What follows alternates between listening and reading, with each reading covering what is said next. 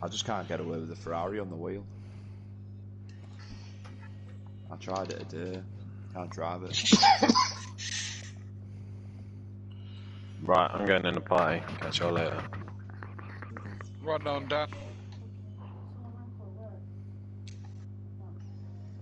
What? Oof, that's nasty. This is what I want to see tonight, Kelly. You out in the front. Ah? On a race winner for you today. Don't start.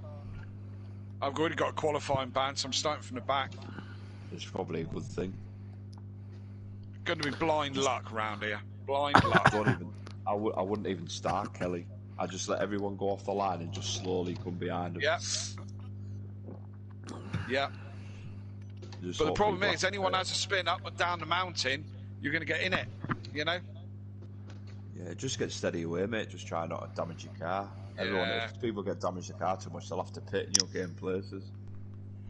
Just have a nice jaunt. Yeah. Race. Do what I did at Thieving 3 when Monkey Boy let me win. Literally, I have a flow of car on track, but I was the only one that didn't hit a wall. Yeah, look after the car, stay consistent. That's it, Kelly. I think Holty, it will catch me by like 2 seconds a lap, but then he binned it. It's really hard to overtake around here. It is. Isn't that right, Kieran?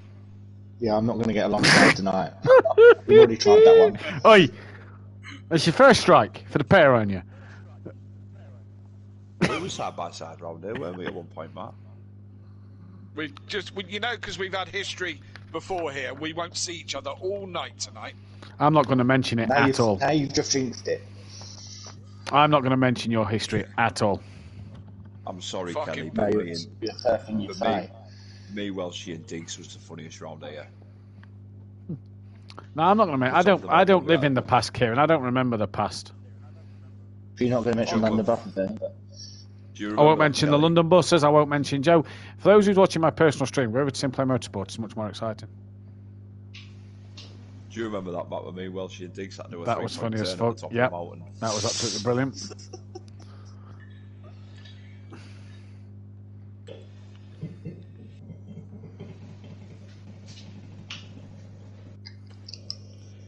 Looking planted the Porsche.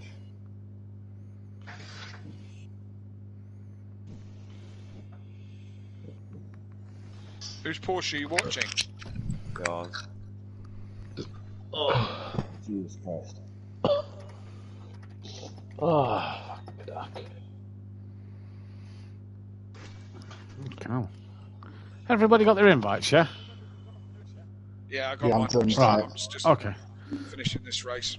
I haven't got mine. Because you're not racing tonight, Sutty. No.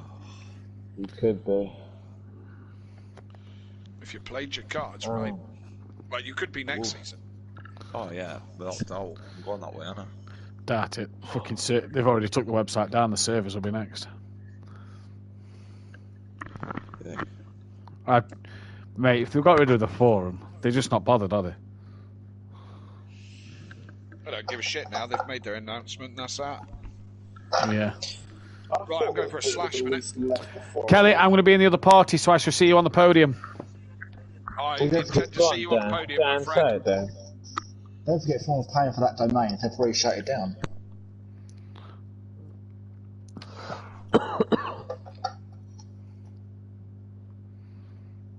Dino. Yeah, you. Alright, Dean, didn't hear you in here. James! Right, I'm shooting into the commentary party. Dean's just joined. So just do Dean's name on my notepad. Dean. Right, good luck, everyone. I shall head off. Feature the one after. Yep, I'll probably be in the main party after, so I'll chat to you in there. Best of luck, lads. Best of luck to everybody. Sure. Matt, keep your eyes open. Yeah, I've got my emails open now, mate. Don't worry. Right. Just send me a message on Discord when you've done it. Before I go on, I'm just going to say one thing for tomorrow. We cannot go 3 wide up the Hi, mountain. buddy. I need your charger. Bring me your charger. You can try it.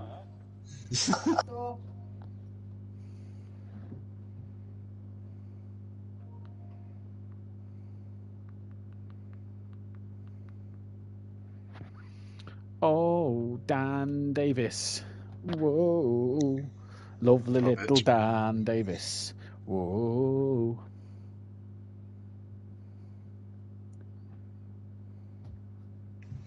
By the way. Yeah, mate. Cheers, Ireland's fucking useless. Why now? So, he asked for my footage, right? About the Gary incident. Right. Right? Yeah, man. Sent it to him. Yeah, man. I said, I won't be able to give it to you until I get home from work. So I got home from work, got it, and I sent it to him. Just as I send it to him, I see there's a post that had been put up. Yeah. Gary and Dan's... Gary's... what's it? Appeal. No change, no further action. Yeah. And I'm like, well, I've only literally just sent him the footage. And he goes, yeah, I was on my way to work. And I was at work. So at that point, I just went with that decision. And I was like, all right, okay, cool. Whatever. And I was like, he hasn't even looked at the video. And he's like... Yeah. Do you know what annoyed me about it was... So this didn't annoy me, but Smithy messaged me saying, all right, boss man, can you post the stuff on the Discord and the thingy? I'll send you what me, Kieran, and Walsh has decided. I says, yeah, no worries. So I read what I had to post for yours. And it basically said, that's quite nice, basically said, no further action because Dan has admitted it. Dan admitted he ran wide. And I'm slightly thinking... Yeah, that was the most stupidest fucking comment I've fucking ever heard. But that's what Smithy sent me, so I've just copied and pasted it. And I'm like, is that seriously what they've typed? I'm sending you my view, so you can see.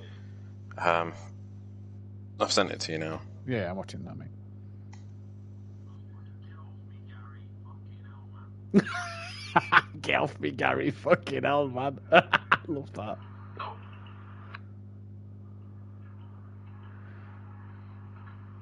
Yeah, it looks like your cars come together and then it stops you from turning in, doesn't it? But, yeah. Apparently I admitted it. Well, yeah, I messaged Arjun, but that's all I said. Yeah, it just made me laugh when I saw that. Like, when Smithy sent me that, I thought, that's seriously the reason. Like, that's actually what I'm typing up here. Dan's admitted he ran wide, so no further action. Like, I couldn't believe I was actually copying and pasting that. Mm-hmm. I was like, what the fuck? Even the comment, I was looking at it like, have I just got away with saying that and that's it? No one else is saying anything. Like, seriously? Yeah, and we gave Stealth 5-second penalty for doing similar to DJ Phil the night before. Well, that one was a little different, I suppose. Stealth came in a bit hot, did miss the corner compared to yourself, but like, I knew the contact between me and Gary was as soon as I leant on him, I knew he was going to put it in. So to cover my ass, I went wide and I stayed wide until he stayed on track and carried on. Yeah. So he actually gained an advantage. See, I'm surprised he put that one in.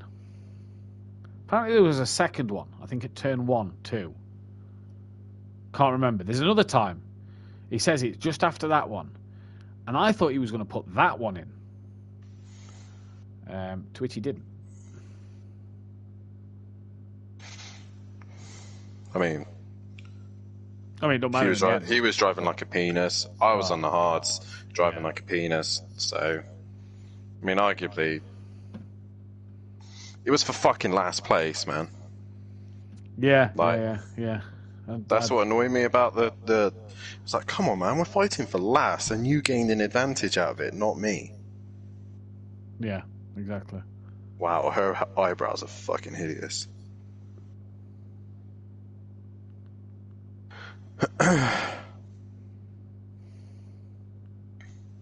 So yeah, I was a bit like, what the fuck? I just couldn't believe the wording. So Kieran's basically not checked it, and then the wording is basically Dan admitted he went wide. So, hang on, I'll read you the message. He messaged me. Where is it? Hi mate, can we see your footage from Gary between? Can we see your footage between you and Gary, please? I was like, you have to wait once I'm home. Did he appeal it? He goes, yes. I said, like I said, I'll get the footage after work. I will say I was the one that lost the most in the contact. I understeered into him, not intentionally, and we both ran wide. I stayed wide to give him the place, and he's a second down the road. He put a thumbs up, then I sent him it. That's all I said. He's a fucking... Yeah, he's a ball bag, isn't he? Like I said, he gained an advantage out of it, not me. Yeah, no, I get that. And I get why you've sent, like, an explanation of your side of things. Yeah, until he had my footage. Then the thing that makes me laugh is, though, Kieran could ignore what you choose to say and choose to still penalise you on your footage, you know? But he chooses to not, and to just fucking... Oh, yeah, Dan said it. All right, no worries. Like, yeah, good, well done for doing the job properly. I just find it fucking brilliant.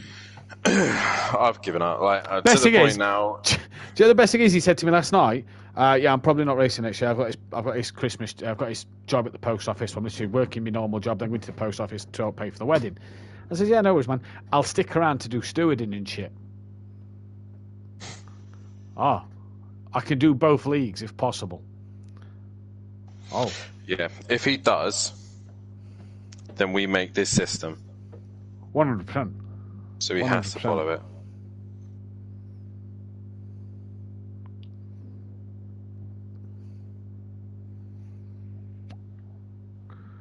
Where the fuck is everybody? Who are we waiting on here? Stealth comes in late. Shane's in. Smith is in. Where's Leon and Tibbs? Don't start fucking about, Tibbs.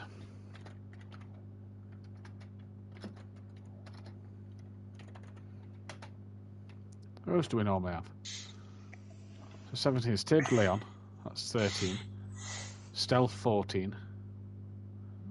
Monkey Boy. Monkey Boy 15, but obviously he's missing. Max 16. Who's the other one? Because I didn't put Liam in because I knew Liam wasn't racing. Leon, Tibbs, Monkey Boy, Max, Stealth. No, one more. Fuck. Where's Ukbar? Ukbar. he's there, he keeps disconnecting. Alright. Or he's disconnected and he's coming back, I think.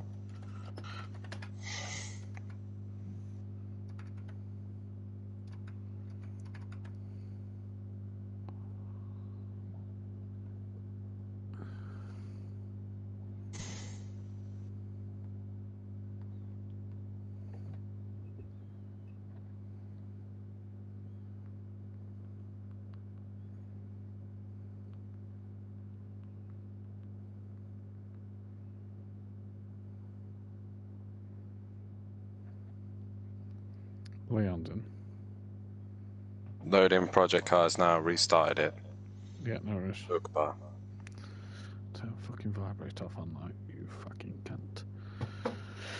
Alright. Just gonna quickly change my pad over. Stop the crackling.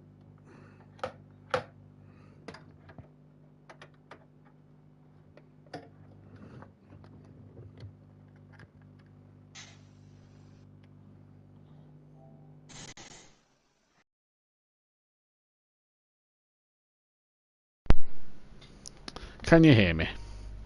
I can. Beautiful. I think you're louder. Yeah. Gone onto a PS4 pad. It's probably because the headset works with a PS4 pad. I mean, I can still hear a little bit of crackling. Yeah, it might be the mic as well.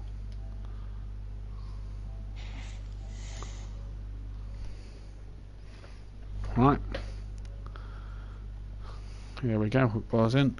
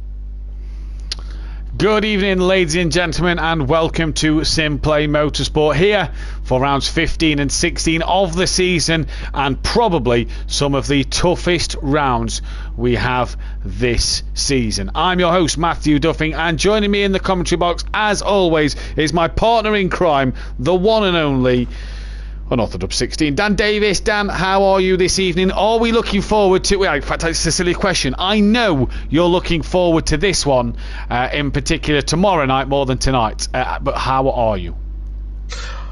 Good eye, mate. We are down under here in Australia for the next round of the championship, my mate. That's 2 weeks in a row you've done accents now. Well, where are we next? We're in France next, so... Oh, Le Frog. We're in the home country for Richie and JM Grill, but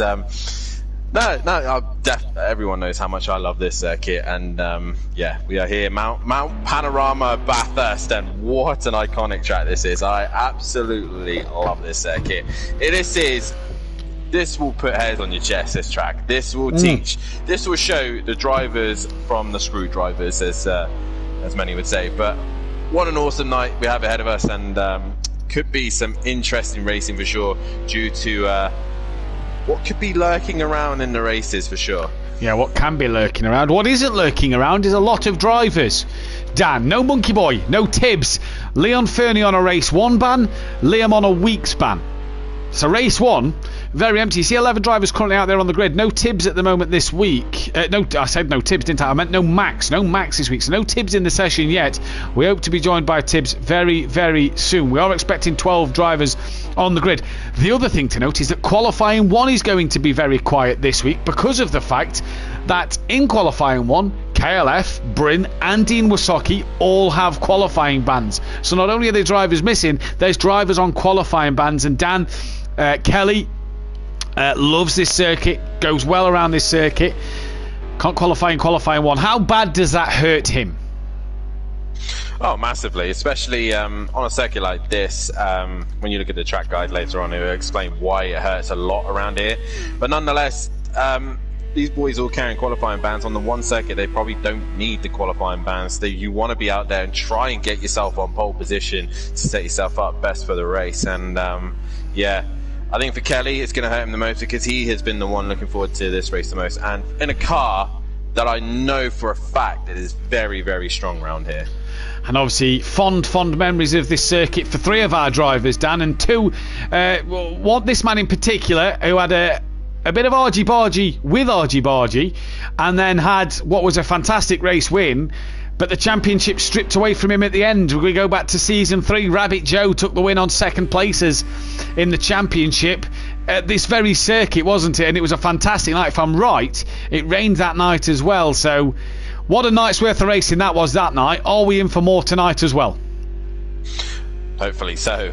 But all 3 of them back in his category again, and all 3 are on track once again. So who's going to come out on top this time? Argent Kelly or Rabbit Joe? But there is a couple other guys in here who are showing some great pace, and one of them is currently sitting in the pits. There he is, and a bit of practice going on, and Bryn looks quite strong around this track. Really does. He's been looking forward to this one. He's been telling me the other day off air as well, saying that he's looking forward to Bathurst. It's a track he's liked and got on with for a while.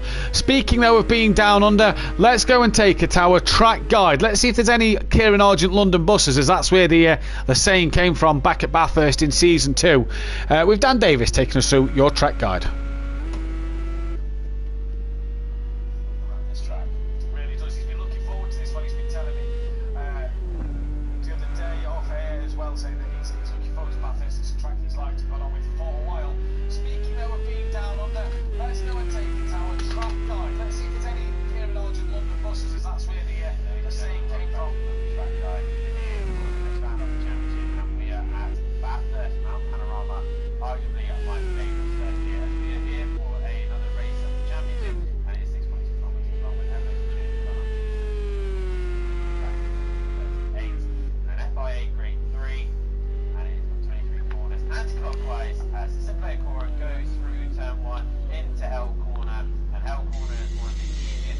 Oh.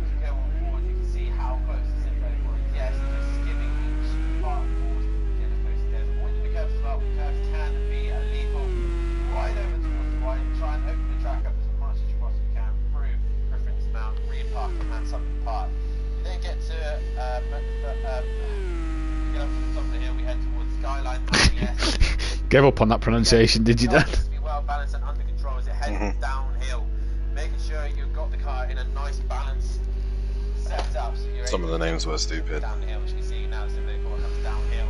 The uphill section is about braking. This is about being patient and taking your time on the brakes, being easy on the brakes and the throttle, making sure you don't change down too fast. It's a tricky hill to get down. Once you've managed to negotiate the S's, you head towards I say about flirting the wall, none of these are doing it. Very tricky corner, downhill braking, off camber, and the car is all over the shop. But once it gets under control, it gets a great run out towards Conrod Straight. As you can see there, very tricky final corner section there off the hill. You can sometimes tell when I'm reading the names. Yeah. And I'm like, I was like that on Race Unleashed doing Mugello, because it was all in Italian. You just kind of fucking reading them. Yeah.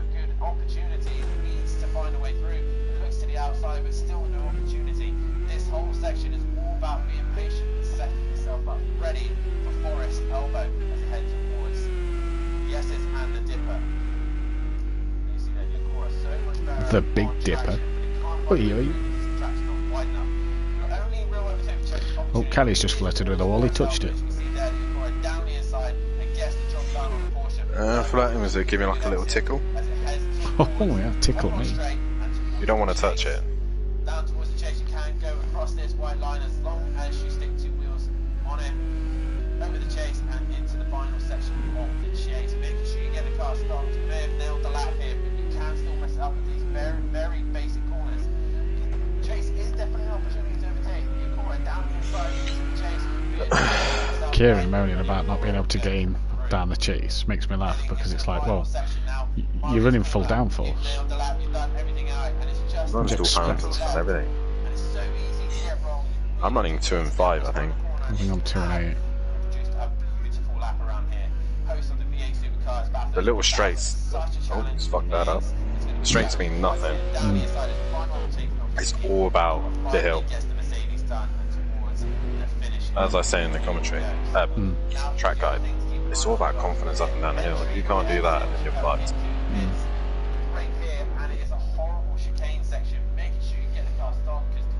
Change driver.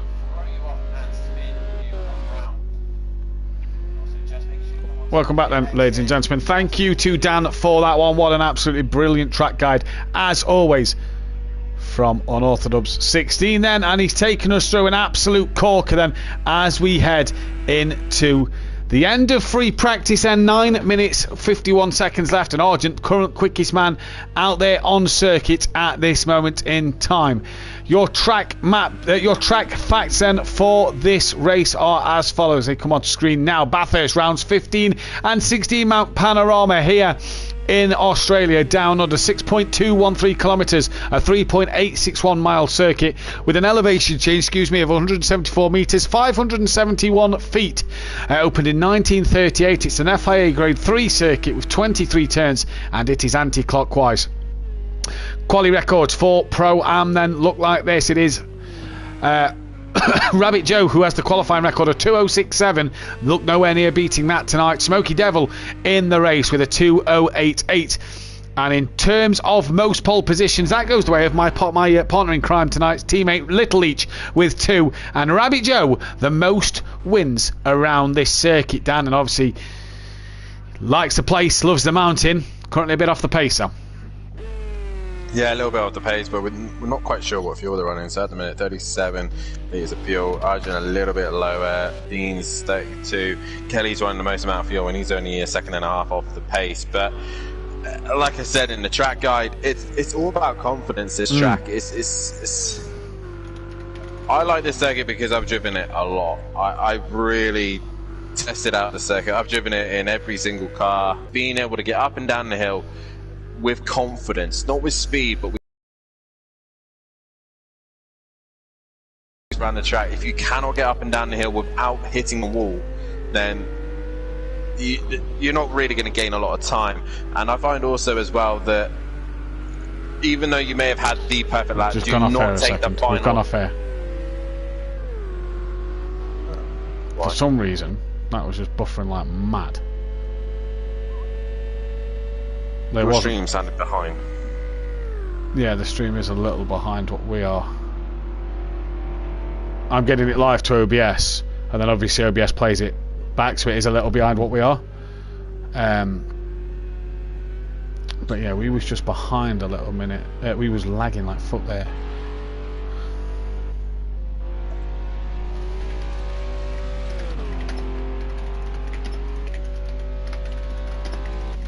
I'll just put the highlights on a second, just to, yeah.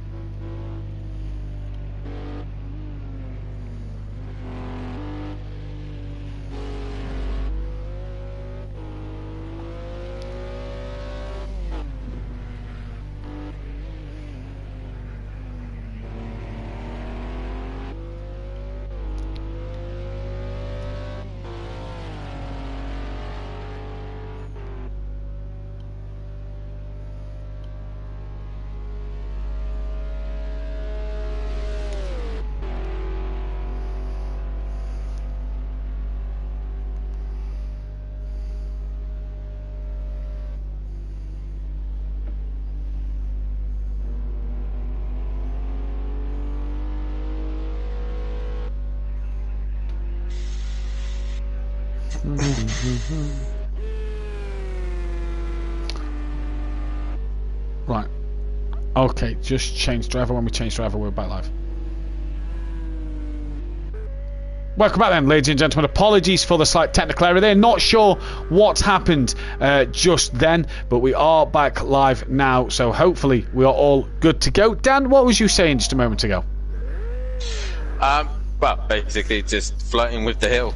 The best thing to do, really. You got to familiarise with this track, familiarise with yourself at the corners, and every kind of opportunity to gain as much advantage as you possibly can. If you're not flirting with the walls, and if you're not using up every inch of this track, then you're not running this track correctly. But either way, I think the top drivers are going to be the ones that are most patient, most consistent, and able to take the risks. Indeed they are. Then let's get into the championship standings as follows, and it is Max Mulder who leads the way here in this Drivers' Championship. 263 to Kelly's 169. 94 points separate them two at the top, but no Max tonight. Kelly has a real chance to gain points.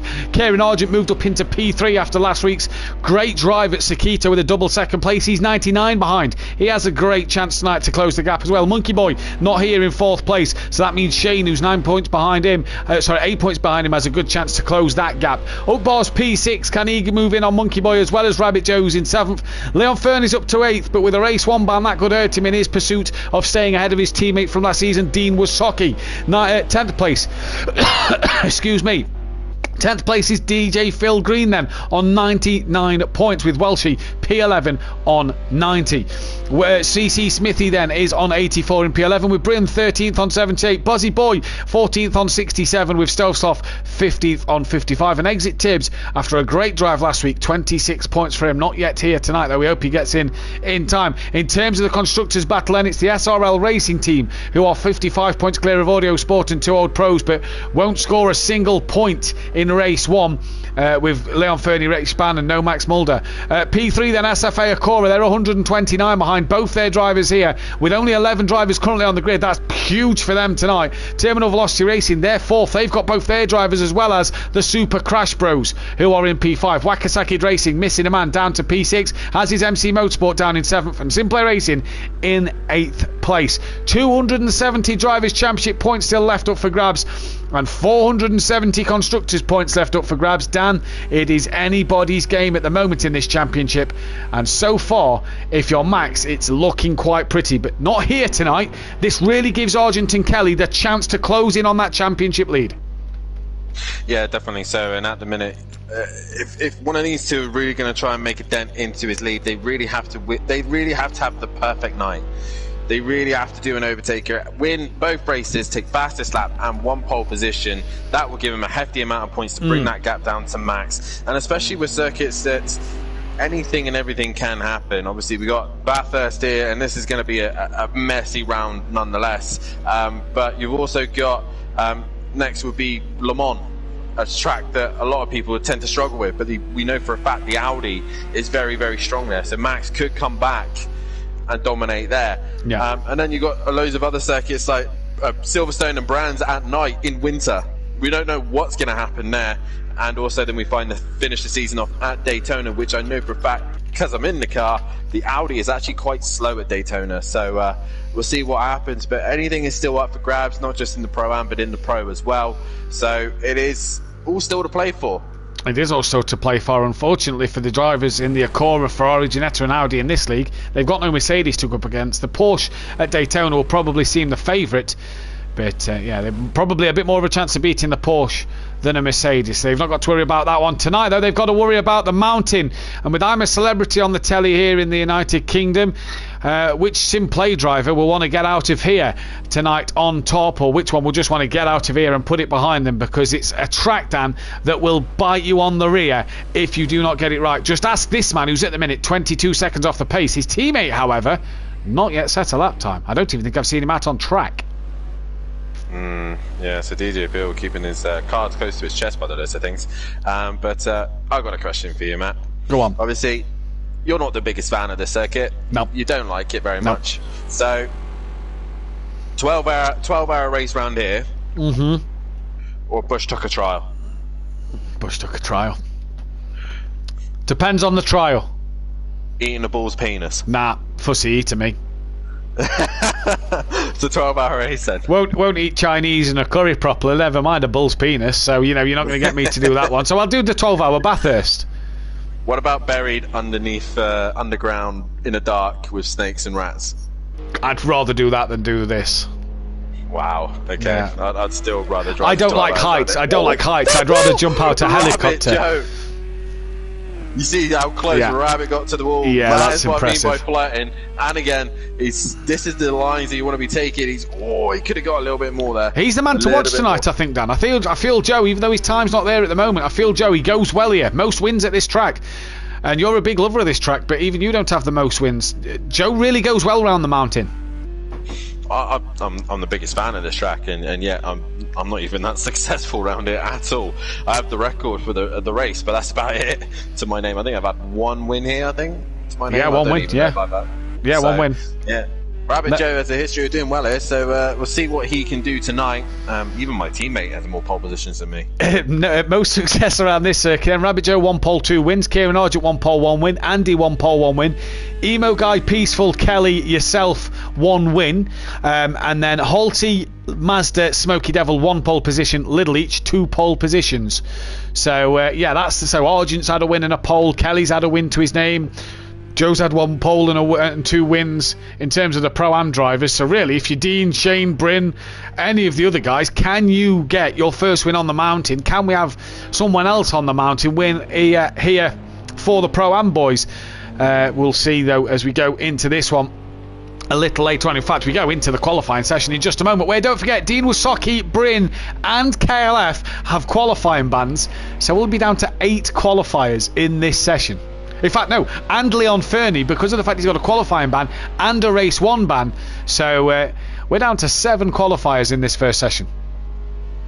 Yeah, definitely so, and it's going to be an interesting one indeed, as Dean's actually looking quite good at the minute. His car's not looking great, but his lap times are looking good. So if he can just tweak out the little mistakes and not get any damage to his car, he's going to be looking good. But either way, Man Panorama is the round that everyone hates to come to, and here we are.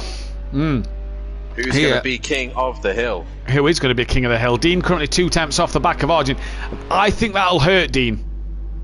I do. I think that he's just getting some confidence up, and not being able to qualify will hurt him, because a front row start here would have been better than being on the middle rows, or the back rows as it will be, with the lack of drivers. Shane comes to line down in P6. Shane struggling at this one then, and that is your practice session done. And Argy Bargy, a man who can qualify, he's looking pretty much the favourite for pole position at the minute, because his closest rival out the qualifiers is Rabbit Joe, 1.4 seconds behind. Dan, your tip for pole position?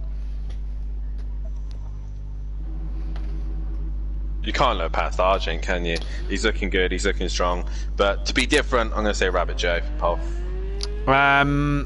I'm not going to say Welshie. I'm not either. Oh, we've lost a driver. Leon Fernie. He's left the session. Right, okay, so he's left the session. He's got his race ban and his quali ban. So here we go then. Into this qualifying session. I'm going to go Ukbar, I think. Ukbar. None of us going Argent. Well, in that case, I'm going to go Argent. I thought you were going to go Argent. That's I didn't want to be boring. I kind of want to be adventurous. Well, we haven't pipped Argent for pole for a while, I don't think. So, and he's looking good round here. So, it's kind of a track that suits the Agora, change in elevation. In fact, no, I'm going to change my answer. Sorry, I'm going to change my answer. I'm going to go Bryn. Bryn for pole. Bryn for pole. Yeah. And also to the guys who are currently watching, I haven't done this in a while and I feel like I need to. Make sure you hit that like and subscribe button as well to the channel. Make sure you do all that because it does massively help us here at Simplay Motorsport. Also, hit that bell to be notified so you do not miss any of the action here at Simplay Motorsport. And also make sure you tune in tomorrow night for me and Matt will be taking on the mountain. And your commentators, Kelly and Smithy, will be in your commentary box. And do all those lovely things. Have a look at our social media as well on Facebook, Instagram, and all that as Rabbit Joe plows into a wall. Look at all them, and if you do want to get involved, then head over to the Facebook page, head over to our Discord as well and get yourself signed up. We do have many interesting things coming ahead our way soon. We're looking at going to F1 2022 and even looking at Assetto Corsa. Many things to offer as well, especially special events and all that malarkey. Maybe if I could twist Matt's arm, either have the 12-hour Bathurst or maybe have the Bathurst 1000. What do you think, Matt? I like the idea. I really do like the idea. I say let's change it up. I say let's do the Bathurst 1000. I'm trying to get my arm twisted as well to do an Indy 500. I say we do the Bathurst 1000, Indy 500, and we do the 2.4 hour of Le Mans. Oh, a little Simplay Triple Crown, do I hear there, Daniel? Oh, I like the sounds of that. Or I've just had a brilliant idea. There's a quali session going on here, you know. Yeah. Well, they got to get around first. Everybody's going in the wall here. Wow, this is incredible. I've lost track map and speedo, so let's. Yeah, there we go. Thanks, bud. Right. Yeah. Tell us your idea. Let's make a. Well, it's not a mini, but a mini championship. Yeah. Right. But a cash championship. Oh. So you offer the 2.4 hour of Le Mans, the Bathurst 1000 in V8s, the Indy 500. And we do something else as well, and we do a championship system where we'll do the full Monaco Grand Prix on F1 2022, right? And whoever comes out scores the most points wins the cash prize at the end. Well, I'll have to see what we think, what the admins think. We'll put that to the admin. Bathurst 1000 takes 10 hours. Not at Simplay, it doesn't. We're rapid. I can't remember how many. It's 1,000 kilometers. It's 1,000 kilometers. It's 161 laps, if I'm right. I was watching a thing. Josh Revel on YouTube. Go check him out. Brilliant creator. Doesn't know about Simplay, but while I've mentioned his name, go and check him out because he's brilliant with F1 stuff and everything. He did the greatest race ever about the Aussie V8s. 161 laps of the mountain, and it gets red flagged multiple times. Rain, collisions, crashes, safety cars, kangaroos, trees, you name it, it happens. Bryn yet to go out on track. Oh no, Bryn's got. I've said Bryn for pole, haven't I? Yep. Bryn's got a quali ban. DJ Phil's still yet to go out on track as well, by the way. Alright, I'm going to go back to Ukbar. By the way, just to add, Rabbit Joe has done an outlap. Shane's done an outlap. No one's yet done a fastest lap so far. Smithy is actually purple in Sector 1. Go on the goat. Yeah, but where is Arjun on track? He's actually in the final. He's in the middle sector. So... Yeah, Argent Sector 1 time is actually 9 seconds slower than Smithy, Welshie and Ukbar Sector 1. But has gone purple Sector 2. He's carrying a lot of fuel. Anyway, Welshie into the final sector, into the final corner known as Murray's Corner. And even though you've done the perfect lap, you can still mess it up right here. But towards the line he comes. Welshie, what is going to be the benchmark? It's a 2:11.7. Yeah, I think there's more to come there. Rabbit Joe now goes purple Sector 1. Ukbar, purple middle sector then. As here comes Argy Bargy to the line. And what is Argy going to do then? He really is. There's only 6 qualifiers in this session. Just say DJ Phil can qualify, but hasn't gone out there. Argent on the board, but not well at all. Ukbar, next man. Purple middle sector. What can he do then? But it is actually Smithy next to the line, Argent's teammate. So Smithy looking good on his lap, but Welshie obviously not going to take pole position here. Welshie the best he could do is second now, so let's see what can happen. But Smithy to the line. Does he go fastest? Yes, he does. But Uqbar right behind him. Takes that away from him. Takes that away from him. Rabbit Joe, purple. On a flyer, the man who loves the mountain. Will he be sticking a few shrimps on the barbie later on tonight if he can put it on pole and take a race win? Down towards the final comes Rabbit Joe now. Breaks into it, gets that push, turned in absolutely beautifully. Round it comes and down towards the line now. Rabbit Joe, one of them. They come and he crosses the line and it's a 2:07.8. That is the time to beat Shane, currently on a lap. First sector good enough to match Welshie as Argent goes purple sector 1. Yeah, possibly running the hard tyres. They're trying to get their tyres in the correct window and try and get their cars in a suitable condition as Shane just drops it in the final corner. So that's not going to help him out. Another thing, Dan, Welshie next to the line. Another thing with this qualifying is it's only 10 minutes. It's a 2:10, nearly a lap for these drivers. They really need to get out there and get lap times on the board because they don't have a lot of time to do so. No, that's why you need at least a banker on the board so you feel confident you're going to start near the front anyway. So Rabbit Joe is the man currently on provisional pole, but we are waiting for the likes of Argent to come to the line and even DJ Phil to set a lap time as well. But Welshie into the final corner. Has he improved? Has he improved indeed? Green sector 1, green sector 2. It's Argent who's purple at the minute. To the line comes Welshie. Uqbar sat in the pits. Welshie does improve and it's good enough to put him back up to P3. Sorry, that was Uqbar. And I believe Shane coming out the pit lane. Still no signs of DJ Phil in this session at all yet. This man, purple. What's his sector 3 time going to be? It's going to be good enough to take pole by nearly 0.3 of a second here though.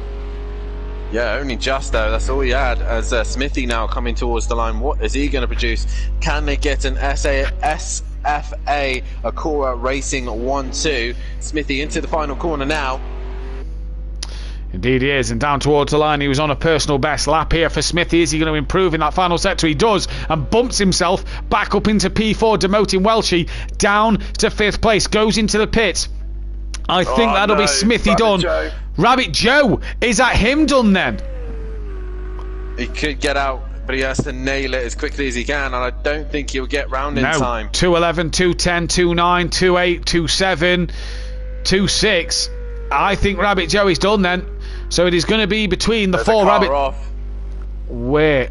Oh, that's Welshie. Welshie is done. So P6 for Welshie at the moment. Argent. Purple sector 1 yet again. Absolutely flying is the Acura here. I don't think he's going to have much of a challenge now with Rabbit Joe leaving it too late. I think it's going to be a struggle for him. Yeah, I think Uqbar's got to nail the lap, hasn't he? Joe and Welshie out the pits, and I don't see what they're really going to do. But just looking at Shane, purple in the middle sector, so a great middle sector from Shane here. His first sector though, a 53.9. So in fact, I believe this might be Shane's outlap actually. So apologies there, but Shane has nailed that middle sector. Shane, can he find the time?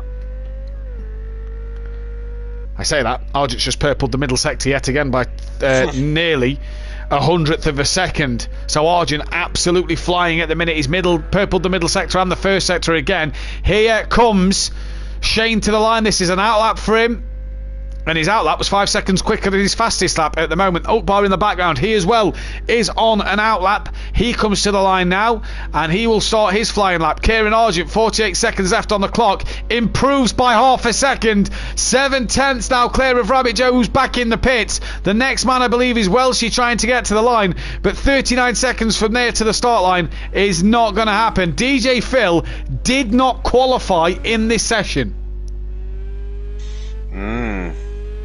So tactics come to mind, Daniel. Maybe, or maybe he's just not there. Well, he wants to be there. He didn't do practice, he didn't do qualifying. He wants to be there for the race, otherwise that will be a DNF. There he is. Nice of you to join us, Philip. The session's done, my friend. But nice of you to be out on track. Welshie then, he's on an outlap as well after he pitted on the last lap. He is not going to get to the end of this session as Rabbit Joe, by the way, was purple in the final sector. Who's on the lap then? I think Shane's the next man to actually complete his lap, coming through the middle sector now. Personal best actually matched Kieran's sector 1 time this lap. So for Shane, could it be a front row start demoting Rabbit Joe? I'm sure he will absolutely take that. Kieran get a set of London buses tonight, says Peaceful in the chat. Dean in the chat saying that he was sandbagging. A very good evening to Mother Davis, PN Motorsport, Mike Matthews, Dean Wasocki, Max Mulder. Hope you feel better soon. That's why you're not here tonight. Welshie and Plover, Holty's there as well. And that's everybody that's in the chat. Shane 10 seconds up as he smashes a middle sector of a 45.6. He's got to nail the final sector, which is the hardest bit, through the chase. And Argent's pitted. Murray's. Yeah, so Shane could steal this away. He could take pole position. Shane, you just got to nail the final corner, my friend, and you could be on the front row here at Mount Panorama. Down the final corner he comes, and can he get this right? It's a good corner. Get on the power on the exit. He does so, and he heads towards the line. It's not a very long run to the line here. He crosses it now, and is it provisional pole? It's not, by 0.4 of a second. Evening to Rabbit Joe in the chat. What about Ukbar then? Can he do anything about pole position here as he now comes to the line? Any chance of getting closer? No improvement for him, and I believe we are waiting on DJ Phil to finish an outlap. But for Kieran Argent, it is pole position for him. What a job. Shane second on the grid. That is a great start for him. Rabbit Joe will be P3 lining up alongside Ukbar in P4. Smithy P5 in this one. Good top 5 for him. Welshie, DJ Phil actually hasn't done a lap tonight, but will start P6 because Welshie has at least one place grid penalty in this session. Some tactics there. Yeah. Some tactics from Phil. Love that. So just double check actually. Does Welsh have just one place? I believe he does. It should tell us in a minute. Ooh, yeah, we'll tell. Oh, two places. Two places. So Welshie will start. That promotes Kelly. Yeah, so Kelly then. KLF 900 promoted up into 6th place here then. Up into 7th place, sorry. So, great start. Argent from Shane, row 1. Row 2, Rabbit Joe and Ukbar. Row 3, Smithy and Welshie. Row 4, DJ Phil and Kelly. Row 5, Dean and Bryn at the back. I'll tell you what, Kelly would have seen that as well. And he would have been quite happy about that. But the problem with starting here is they're not staggered. They're not starting separately. They are starting right next to one another. Yeah. We go on board with Argent. Even though he's on pole position, he's actually on the inside, the dirty part of the track, and he's got to start with Shane right next to him. And the horrible thing as well, Dan, is look at how tight the grid is in terms of the race start. You're side by side, like you say, but you're also right behind another car if you're not starting on the front row. So if you get a good start and the car in front doesn't, it could end in a bit of disaster. You've got to obviously be a bit cautious at the start of this. So Dan, your tip for race 1? Who I'd like to win, I can't say. Oh, well. I'm going to go Rabbit Joe for this one. I'm going to find it hard to look past Kieran Argent, if I'm going to be honest with you. So I am now going to back Argent. Oh, you're going Argent. I'm going Joe.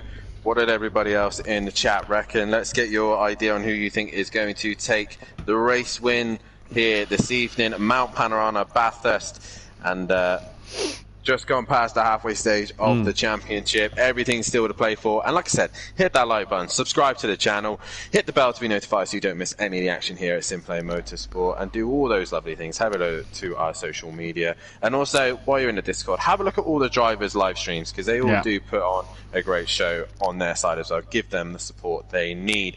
And speaking of, Dan, drivers' live streams, just quickly butt in before the start of the race. Check out the drivers' live streams on Saturday. The Simplay Racing team, myself, Bozzy Boy and Plover and Monkey Boy, 24 hours of Spa on ACC, so make sure you come and join us for that. As we get ready, it's green and go. Kieran Argent has it moved. Rabbit Joe got away really well, but has to get out the throttle, Dan. Like we said, if you get a poor start, it could affect you. And now he's getting sandwiched between Smithy. Kelly has launched one up the inside. Oh, thank you, Mama, for the carrots, because he's gained 2 places there. Ukbar's been absolutely mugged. He's dropped right back down to P9. DJ Phil down to 10th place. Bryn and Dean making up places as well, and Smithy and the Acora lads are 1 and 3 with Shane in the middle coming into turn 3. Yeah, Kelly, I have to qualifying van's got away quite lightly. He's in fourth place at the minute, and he's cleared most of the traffic already. He can now see Arjun ahead of him, but Ukbar and DJ Phil right to the back of the pack already. As Joe has a big moment, but great catch, and Welshie's going to go up the inside. Is Rabbit going to stick? Yeah, he sticks to the outside and keeps that momentum. He's got to stay away from the wall though, as Arjun now. Oh, Shane's hit the wall. Yeah, he's bouncing off the wall at the moment. I think Smithy, yeah. Oh, is it Carnage up the hill? Did Rabbit Joe get a tap there? I'm not too sure now. I think no, it's Welshie who got a bit of a whack from Smithy then. And I wonder if Shane and Smithy had a bit of a coming together up the mountain. Shane's managed to keep it going in second place as Smithy now trundles away, as does Welshie then. Pit window opens at the end of lap 3. And Argent then 2.5 second lead. Kelly now sitting P3. And just to clarify, friend Plava, Leon Fernie, race ban. Liam, Bozzy Boy, week ban. Tibbs, Monkey Boy, Max, not here tonight then in this one. And neither Stealth Sloth, but Dan, what a start for Kelly already, as there's a few bit of carnages behind. Dean and Bryn, did they stay out of that one? I'm not too sure, you know. Possibly so. It was carnage as they get up to the top of the hill. I think Smithy, Shane had a moment, and then Smithy reacted to that moment and just was a bit hesitant. As you can see, though, Argent has got the lead, and he's pulled away from Shane. I don't know if Shane's carrying a little bit of aero damage, possibly tapping the wall, but Kelly is right behind him. I think Joe got quite lucky to get out of that, and he's a little bit slidey all over the place. Very wiggly on these opening laps. He's Rabbit Joe. Mike Matthews in the chat. Great move from Kelly. I believe that's about turn 1, and as Bryn now hunting Joe down. Two people, Dan, that at Donington Park earlier this year was discussing possibly being teammates for this season. That didn't come to fruition, and here comes Bryn. He's going to look to the outside of Rabbit Joe, and Bryn in testing this week has managed to outdo myself and keep Overtaker at bay. Bryn looking very impressive tonight, and surely will want to just keep out of trouble and get ahead here. Look at that Ferrari right in the slipstream of the Porsche, and it is not being dropped by the Porsche. It's going to have a look, is it? Is it just starting to reel Joe in a little bit? Getting a bit closer and closer and closer as they come to turn 3. Bryn looks to the outside, off the throttle, brakes a little earlier, gets it tucked in and stopped in time. And Bryn, a very wise head on his shoulders. Oh! Yeah, Smithy just struggling with damage to get back to the pit. Just going to jot that down as lap 1 for Smithy to pit. Yeah. I don't think that one's getting to the pit window. Bryn then still on the back of Rabbit Joe as they come up and over the mountain. KLF has actually lost a bit of time to Shane somewhere then. Lost 3 seconds on the last lap. He's all over the place at the moment and really pushing the boundaries. He is indeed. These two teammates are following one another up and down the hill. DJ Phil actually doing better than Ukbar at the minute, but Argent is well out in front now. Shane's at a moment. Oh, yeah, yeah. Bryn's got past Rabbit Joe as well, look in the background, so we've not seen that one, but Bryn's past Joe. Shane's had a moment, and that puts Kelly up into second place. Bryn, though, the man on the real charge at the minute, Dan, so far. Yeah, definitely so. Joe just seems to be struggling. I don't know if Joe's carrying a little bit of damage, but I don't think Smithy is in the pit. So Argent can't pit at the minute, but obviously the pit window is, what was it again? Lap 3, end of the next lap, yeah.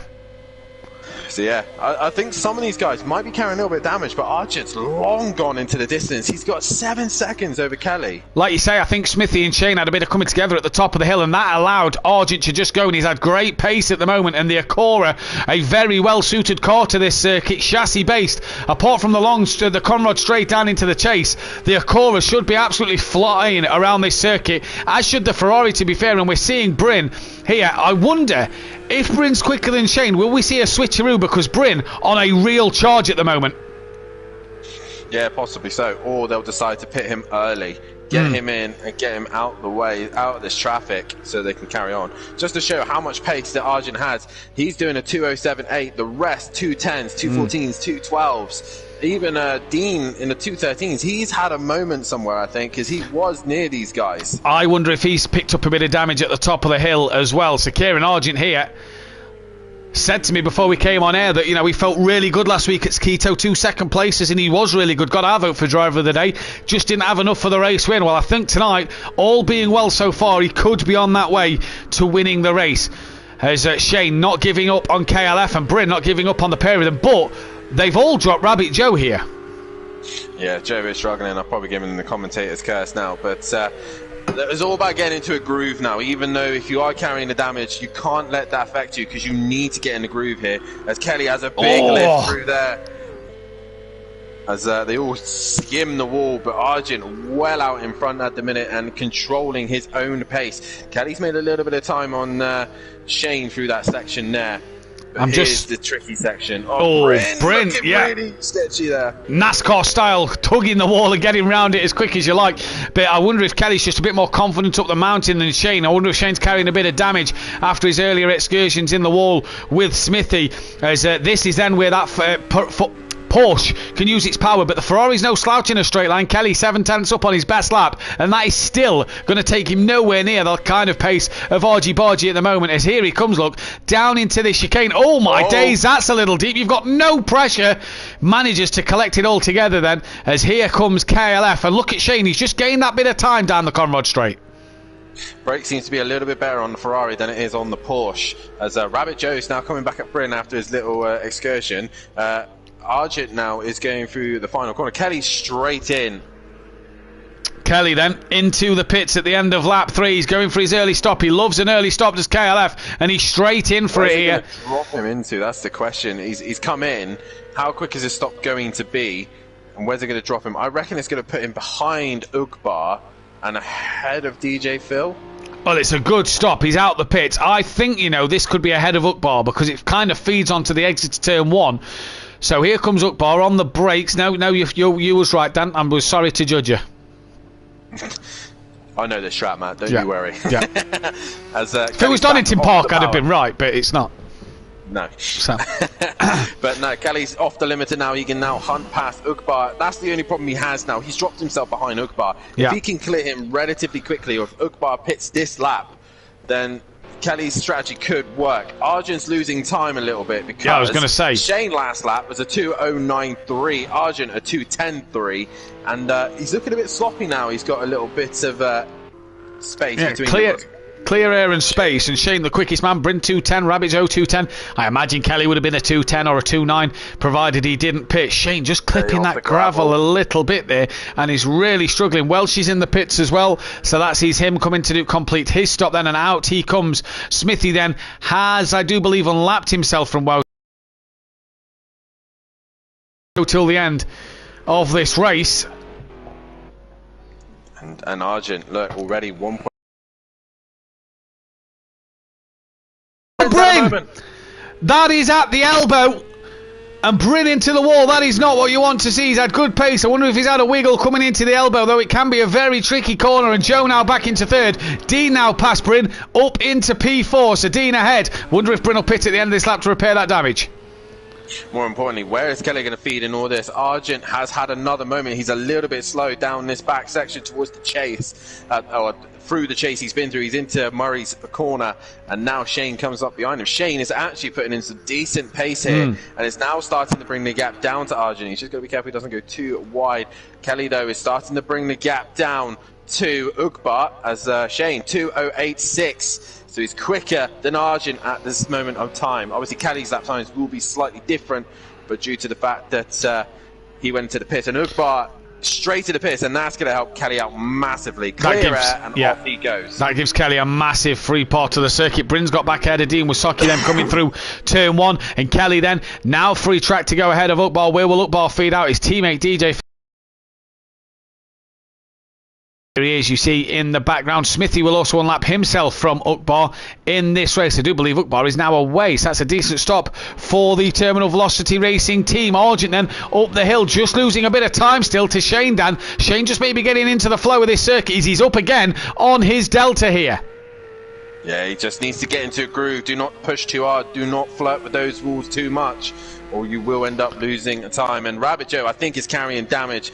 He needs to come in really and sort that damage out. Whatever's going on there, he needs to sort it out. Bryn is on the hunt back after him now, and Dean's lost a lot of time to them. Meanwhile, Kelly was 26 seconds behind, is now 25. Yeah, I think it's yo-yoing at the minute as Kieran's just come through all the tricky sections, so we'll see if that goes back up when Kelly goes through the complex couple of corners, as Kieran's now on to Conrod Straight, and down he comes towards the chase. And you see that time to Kelly, look, just creep back up towards 26 seconds. Oh, excuse me. Shane lost a little bit of time through that middle sector to Kieran then, as Kieran here, it's complaining that the Acura are not the quickest in a straight line. Well, he's doing a good enough job at the moment, Danks. He's got the gap and he can sit comfortable and just put in some respectable lap times. Yeah, but you don't need to. Oh, Shane's had a big moment. Does he avoid the tyre wall? Yes, he does. No, he's gone straight on, I wonder, at the little right-hand kink. And well, that's given Rabbit Joe a lifeline. It's given Bryn a lifeline. It's given Kelly a massive lifeline because Kelly will now jump Shane in the pit lane. He will indeed, and Shane choosing not to pit. Rabbit Joe just ahead of Bryn at this stage. Bryn just looking to try and creep onto the back of the Porsche. None of the guys choosing to pit. Kelly's really going to hope that these lot all suddenly pit as he comes onto the back of him. But saying that, he's in the final corner and the whole back is literally just in front of him. So when they all pit, he's going to be in a great position to hold on to that second place. He is at the moment. First lap on his own with clear air. What's it going to be? It's a 2 at 10.3, but he is on his own. He could do the lap times he wants to do without anybody in his way. I think Kelly here is looking at potentially a second place, maybe touch and go with Argent for that race lead by the time they come out the pit lane. We'll have to keep our eyes on this battle though as they're coming through. Kieran's coming through up over the top of the mountain and downhill they come in just a moment. Shane trying now to get back on it. Bryn in the 209s on the last lap, nearly matching Kieran Argent's pace. So Bryn trying to get back on it himself here as DJ Phil pits at the end of lap 5. Yeah, into the cameras. All these guys are just trying to extend their stints out a little bit longer. Dean only a 10th off his best, but Kelly is slowly working his way onto the back of this pack. And again, like I said, this is really going to benefit him to hold and secure that second place. You can see the Porsche is so planted up the hill.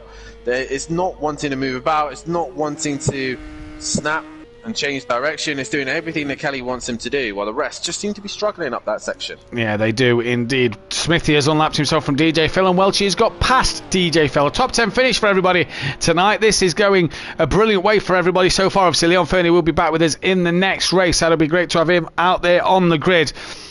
And to make it 11 drivers then in this one. Argent just gapping Shane now up to 12 seconds. The gap to Kelly, though, is just under 29. That's the gap to keep your eye on at the minute because Kelly's pitted, Kieran hasn't, as Kelly, I believe, has just come through the elbow and will now have that gap just start to come down slightly to Kieran Argent.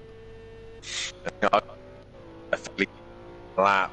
Well, I'll say that, a 2:09.7, so he's in the 2:09s, which is what he needs to be doing.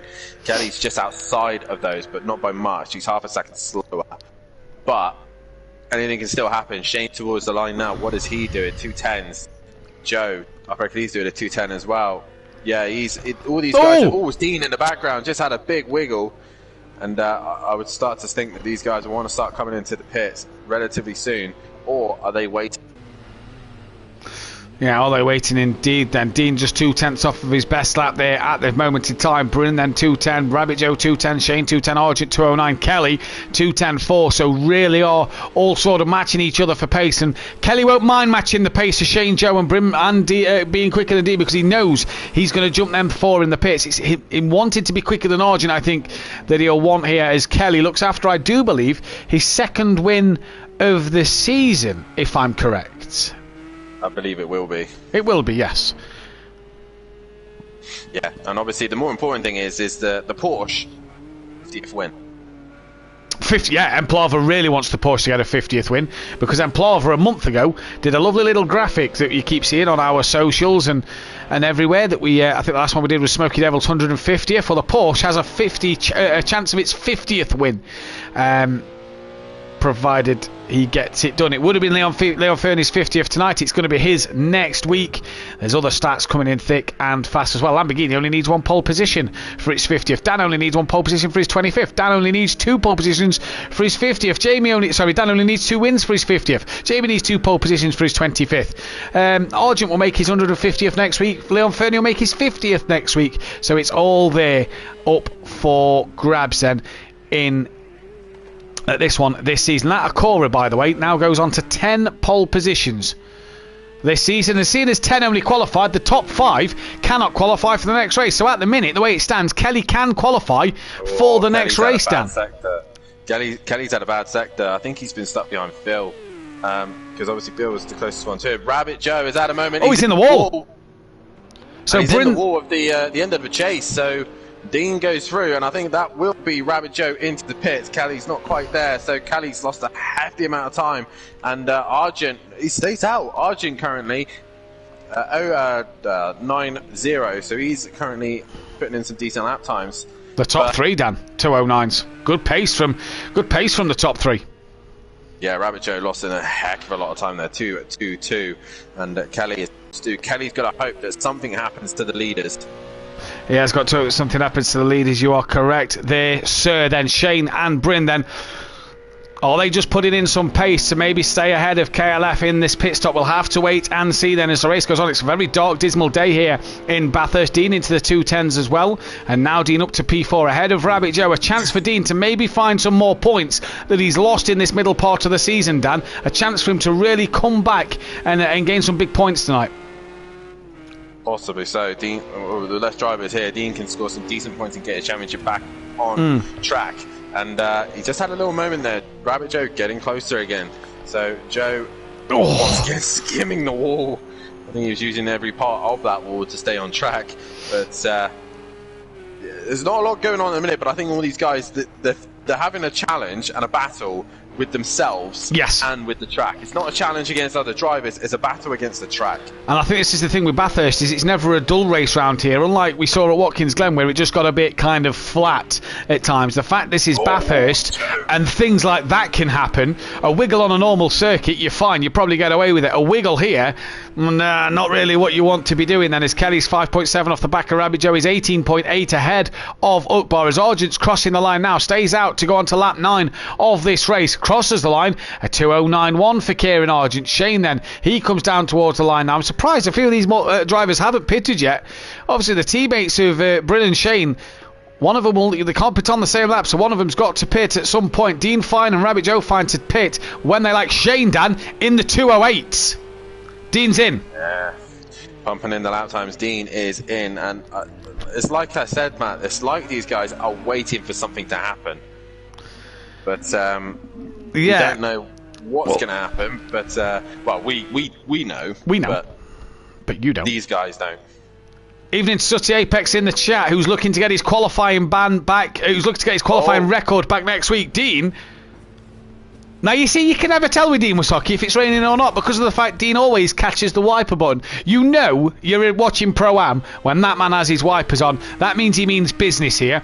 Will he come out ahead of Ukbar? That is the big question. Ukbar is there. Dean is out the pit. So, no, Dean then drops down to P6. And is he in a good place to maybe jump Rabbit Joe when Rabbit Joe gets in the pits, I wonder? Shane's last lap, 2:08.7. Rapid.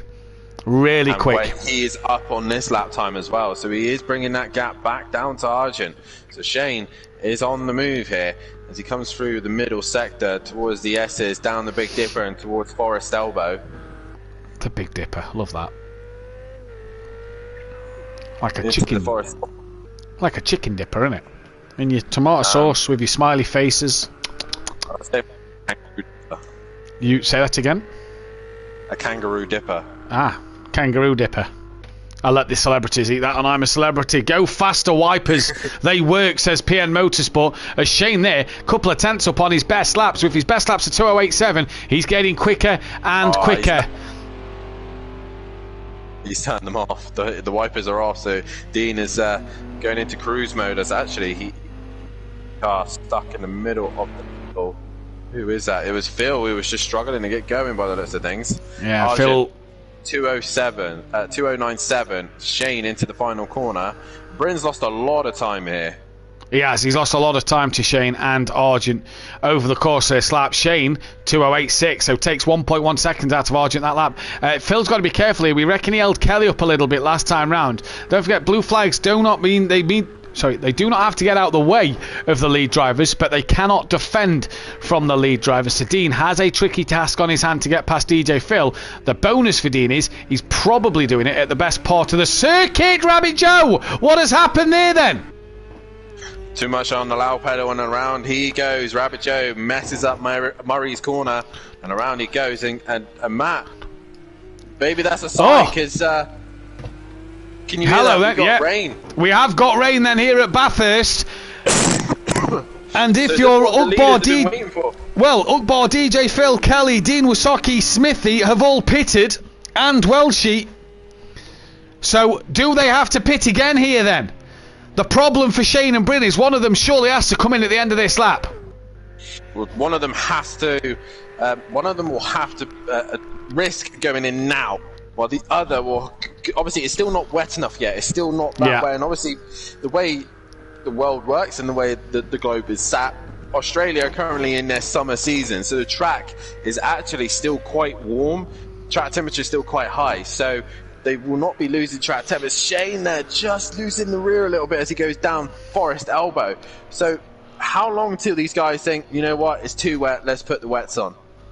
Well, this is it. How long do they wait until they get the wet tyre on? Welshie's already in the pit, so he's back in for a set of wet. Smithy unlaps himself from Welshie, and it looks like he's carrying a bit of damage. Does Argy Bargy pull the trigger now? He is pulling the trigger now then. So this, crucial in this race for the race leader.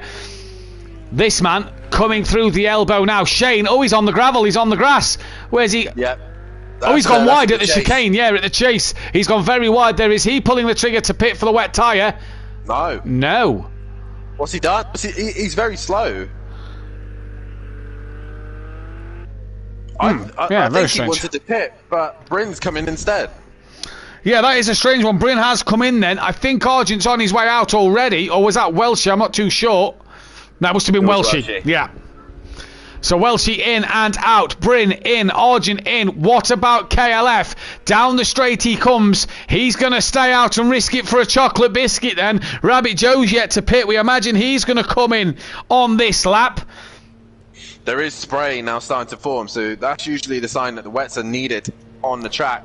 Even with Kelly's strategy here is staying out, he hasn't jumped Argent, and Kelly I don't think is going to. He needs the wet tyre. Well, let's see. Did Dean put the wet tyre on lap? When did he pit? The end of lap 8. Did he pit for the wet tyre there? That is a gamble from Dean Wysocki. No, he didn't put the wet tyre on. He's in the pit. Ukbar follows him. DJ Phil stays out. So Welshie, Argent, Bryn, Dean, Ukbar, Rabbit Joe all come into the pits. Shane's still committed. He's still relatively comfortable out there. It looks quite... to be fair, Dan, there's not a lot of spray on my screen up the top of the mountain, so I wonder if it's not that wet up there yet. Well, let's see what it's like for Argent. He comes through this section. He's got to get track temperature. He's got to get temperature in his wets. Kelly's just behind him, and he's not really gaining any time here. So... there's a little bit of spray now. Oh, Shane into the Forest Elbow, and you can see he's just struggling to turn in. And he gets through there. That's where he hits the spray. You can see then Ukbar. Dan has jumped Dean in the pit, so Ukbar's got ahead of Dean after putting the tyres onto Dean. Now down to 7th place. Will be able to qualify for race 2 at the moment, as will Ukbar, because the top 5 can't do it. Joe behind Bryn. Kelly then. Is this where he just starts to struggle a little bit? Yes, it is. Look at how much he's struggling here. He tried risking it one extra lap, and I think Shane is as well. All these guys are just struggling. Shane's gone off. He's off, yeah, big off. Shane, is he round? He is. He's clipped the wall as well. Gets back going now. This really helps Bryn and Rabbit Joe out maybe to get a podium in this race as down they come. This look is Welshie unlapping himself from Shane. Shane now in. On the wets. On the wets. He is indeed the first man on the wets. Kelly, is he going to risk the pit stop? He has to, Dad. He has to. It's too wet. Unless you're going to hang out for as long as you can. Yeah, get around. Got to get it as easy as you can. He does relatively quick. The question is, how has the rest of the guys done it? Bryn has jumped Shane. No, Shane's in the pits now, so he will jump him anyway. Argent's now retaking the lead. Argent has retaken the lead, and Kelly then has decided to come in. And that maybe has ruined his race. Shane's away, so where's Bryn? He's only just coming through off the chase, so Bryn isn't going to get his teammate done, I reckon, here. But this will put Bryn on the podium. It'll put Rabbit Joe up to P4. Kelly, P5 at the moment. Could be P6. Where's Dean and Ukbar? No, I don't think it will be. They're just coming through the elbow. Dean on the back of Ukbar will want that P6 then. As down the straight they come. Bryn on the podium. Will Rabbit Joe get past KLF? That's another question. As Joe comes through the final corner. Kelly's moving now. And Joe will get past KLF 900 then to Kelly's race. Early pit stop. The form was with him to get on the podium. and the rain has really upset the party. Yeah, it has indeed, and obviously these guys do have one thing: they can look at the weather, which is set on the Discord. But obviously, some of these guys didn't know this weather was coming, and here it is.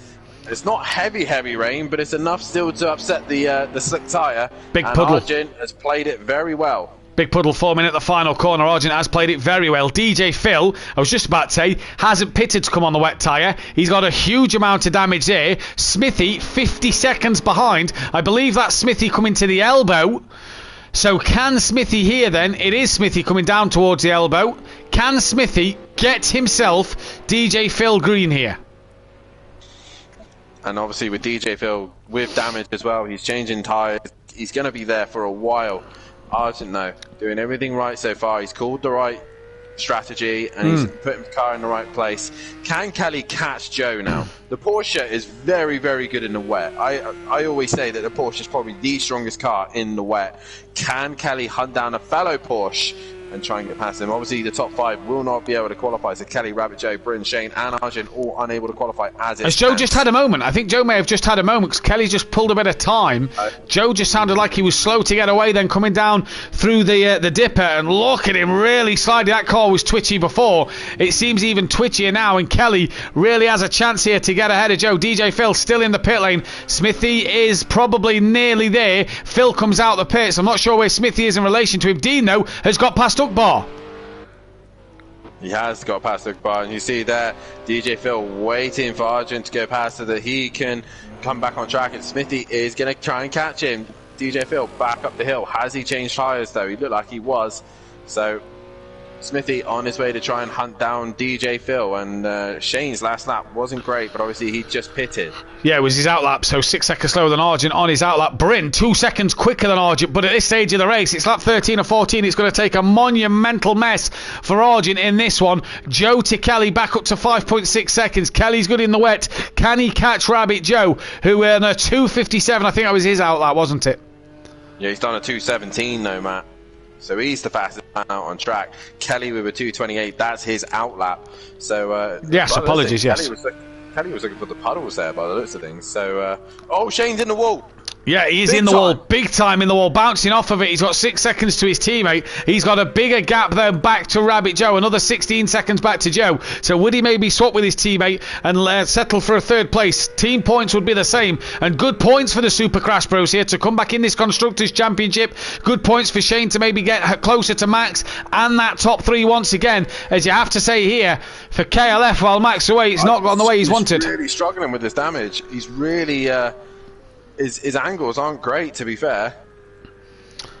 They're not. You are correct, sir. As he comes down, he's just so cautious, he seems to be, isn't he?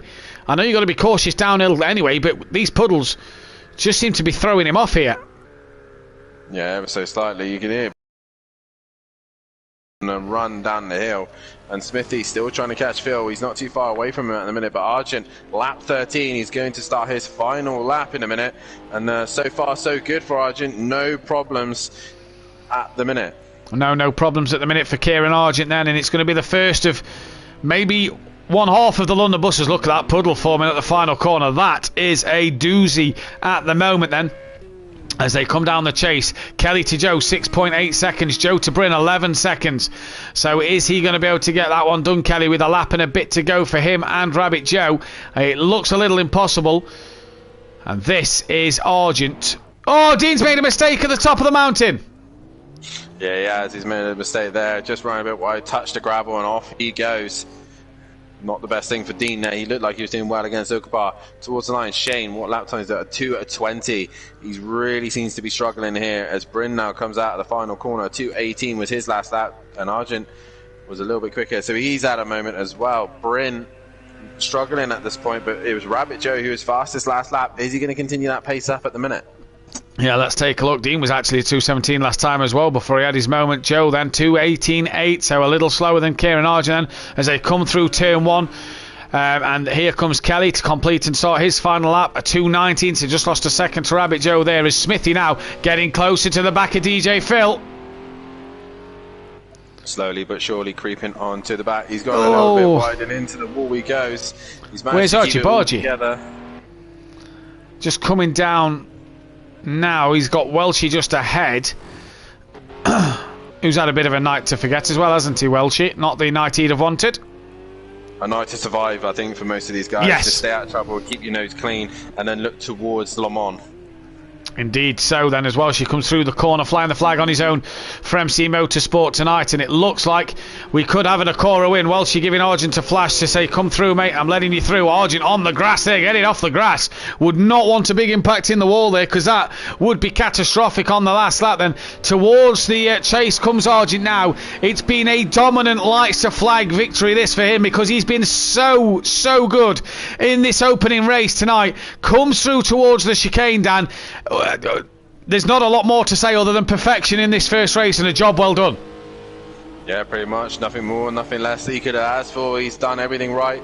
Called the strategy just bang on, and into the final corner he goes to take a win here at Bathurst. Round the final corner, get this puddle right. He does so. He comes down the straight now. Welshie will finish in P8 behind him, but Kieran Argent then is going to take his first race win of the season, and his first race win in the Acora. What a drive from him. Welshie finishes then in a solid 8th place. It's going to be Shane who is going to cross the line at P2. Not at the moment though, because here comes Smithy on DJ Phil. That didn't happen for Smithy, so a 10th place for him and a 9th place for DJ Phil. For Shane then, it's going to be P2. Good drive from Shane and Bryn in these Ferraris. Yeah, definitely so. They could be happy with themselves there. Just need to find a little bit more to get onto the back of Argent and maybe put a bit more pressure on him. But the two that are going to be disappointed for sure are the two cautious of Brad and KLF, with a chance of them to score good points. And with no Max here either, really would have caught them up. But Joe goes across line for 5th. 6th is going to be Kelly, and Ukbar and Dean are still on track.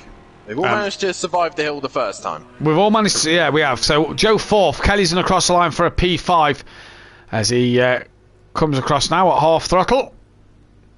Yeah, he doesn't look happy about that one. Yeah, not the best from KLF there. Unlucky, unfortunate for him. I think Dan, what cost him was the early pit stop. Yeah, definitely so. He didn't know when the rain was coming and whereabouts it was going to start. So whatever Kelly did, he was going to be in trouble. But Ukbar coming in for a 6th and a 7th, and I think he'll keep an eye out for that one. Yeah, I think Dean's just clipped the puddle into the wall. So here comes Dean Wysocki then. Top 5 can't qualify. KLF, Rabbit Joe, Bryn, Shane and Argent cannot qualify. Dean crosses line for P7. Fastest lap of the race goes the way of Argy Bargy. So pole, fastest lap race win. A clean sweep for him. We are going to be right back in a couple of moments' time. Grab yourself some refreshments. Go to the toilet if needs be. See you in a moment. Time. Grab yourself some refreshments. Go to the toilet if needs be. See you in a moment. And we're clear. Right, I need a wee. So I'm going to do that. So do I.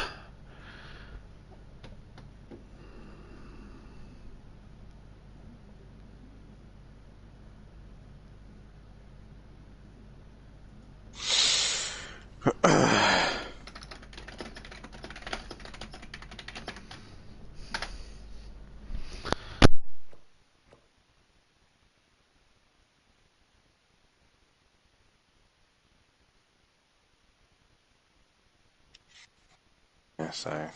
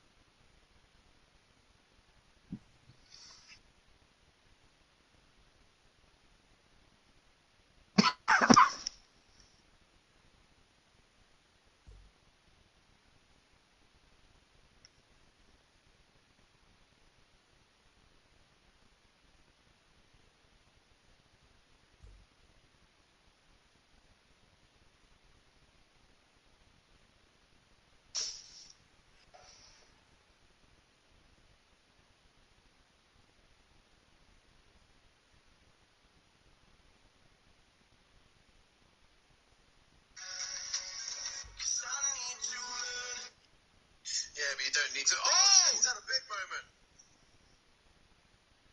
Kieran here is complaining that the Acura not the quickest in a straight line, but he's doing a good enough job at the moment, Dex. He's got the gap and he can sit comfortable and just put in some respectable.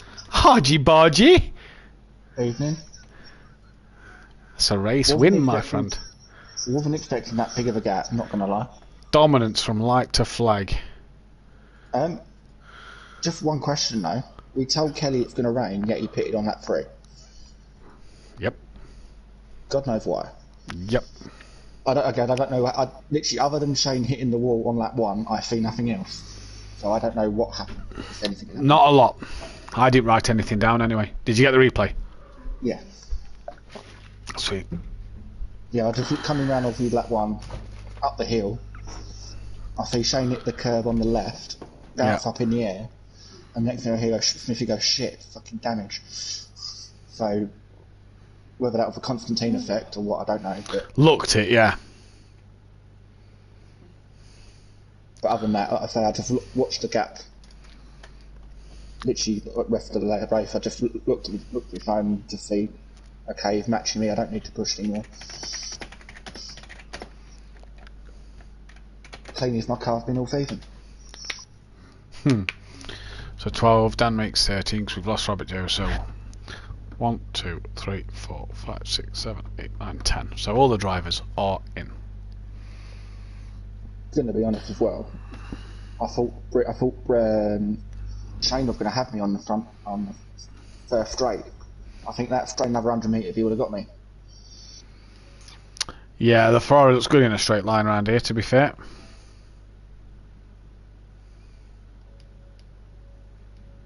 The other two not joining? Not too sure, mate, to be honest with you, buddy.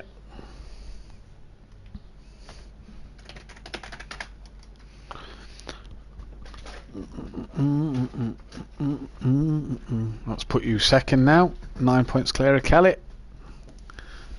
Where'd Kelly finish in the end? 5th. I'm sort of glad I come out in front of him. Only just though. Yeah, because you may have then got caught up in shit. Oh, he was still on the dry tyres. Yeah, that's what I mean. You may have got, you got caught up in shit.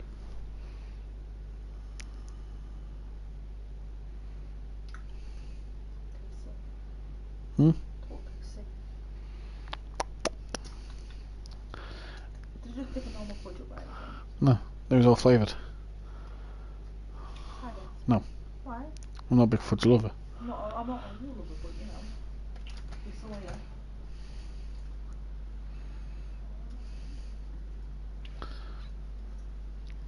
Kelly had a good start.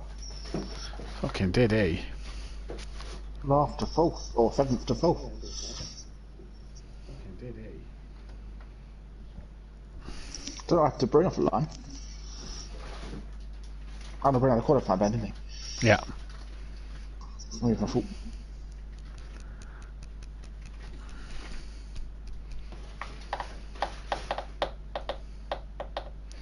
You're only 72 behind Max now. It's not enough. I know I've got maximum so far, but it's not really enough. I think Max got one. You can half his deficit tonight, though, mate. If you get another race winner fastest lap here, you've scored 53 points out of 54 because you can't get the race to pole. So that's pretty much maximum for what you can get in the night. I think this race will be totally different though. I think there's going to be too much, especially in the wet at the start. Patience, mate. Patience is all I can say. So 72 take away 27. Sorry, 26. Yeah, you got the gap down to 46. That's doable, if you ask me.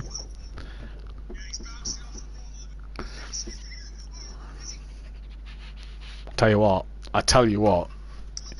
You and Smithy have a good result here. You could both be on for beating catching Kelly and Monkey Boy in the constructors here. That'll piss him. If Monkey Boy doesn't turn up, every chance.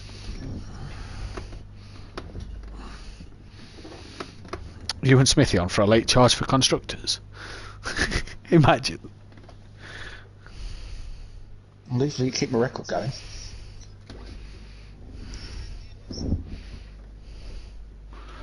What are you doing? What are you doing?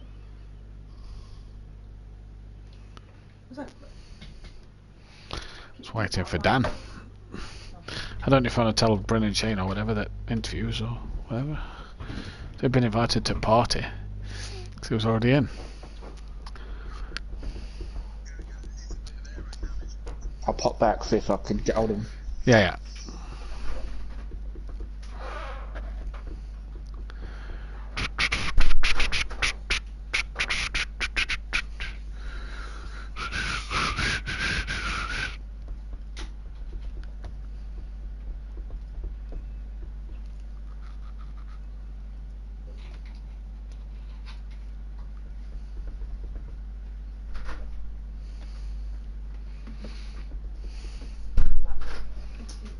You are?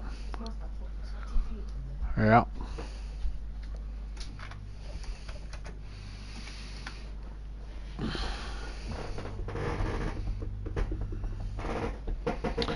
Unorthodox, unorthodox. Where the fuck is unorthodox?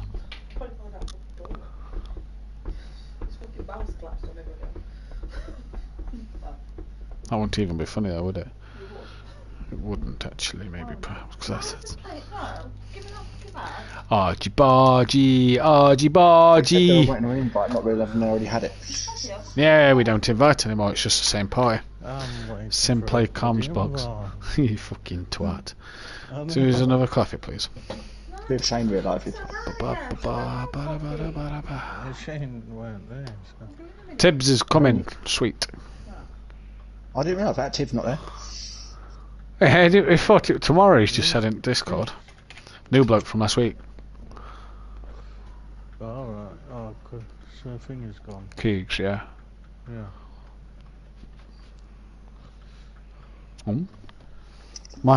Andy and Michelle's off to Dubai. Yeah, she looked old now as well. She was always blonde, I think she just looked old. Not that blonde, she was like a dark blonde, right? Yeah. Oh. Younger than my dad. I think they're younger than your mum and all. Sure, Andy. Two people that my dad used to marry. I'm sure Andy and Shell's younger than. I know he's a lot younger than my dad. And my dad's your mum's age. Yeah. You know. I'm sure he's about 5-6 years younger than my dad when they were working together. So my dad's my mum's just turned 62. No, 61. Or 60. No, she's 60. 60. Bryn says she's 60 next year. That's about right, yeah. She was born 60. So my dad born 60. My dad's not 60 yet.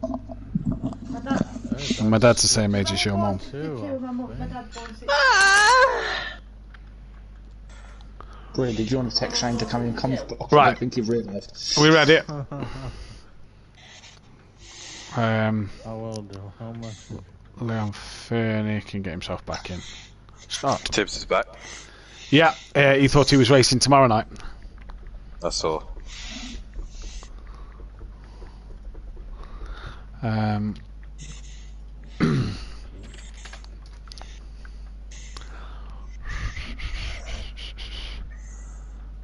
Yeah, I was sat for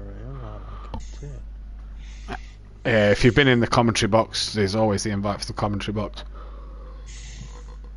Oh, well, Dean, someone's asked, can he qualify? I don't know. I've just replied to him. I've just seen his message on my phone. How many can't qualify? Top 5. I hope he knows it's wet in qualifying though. Is it?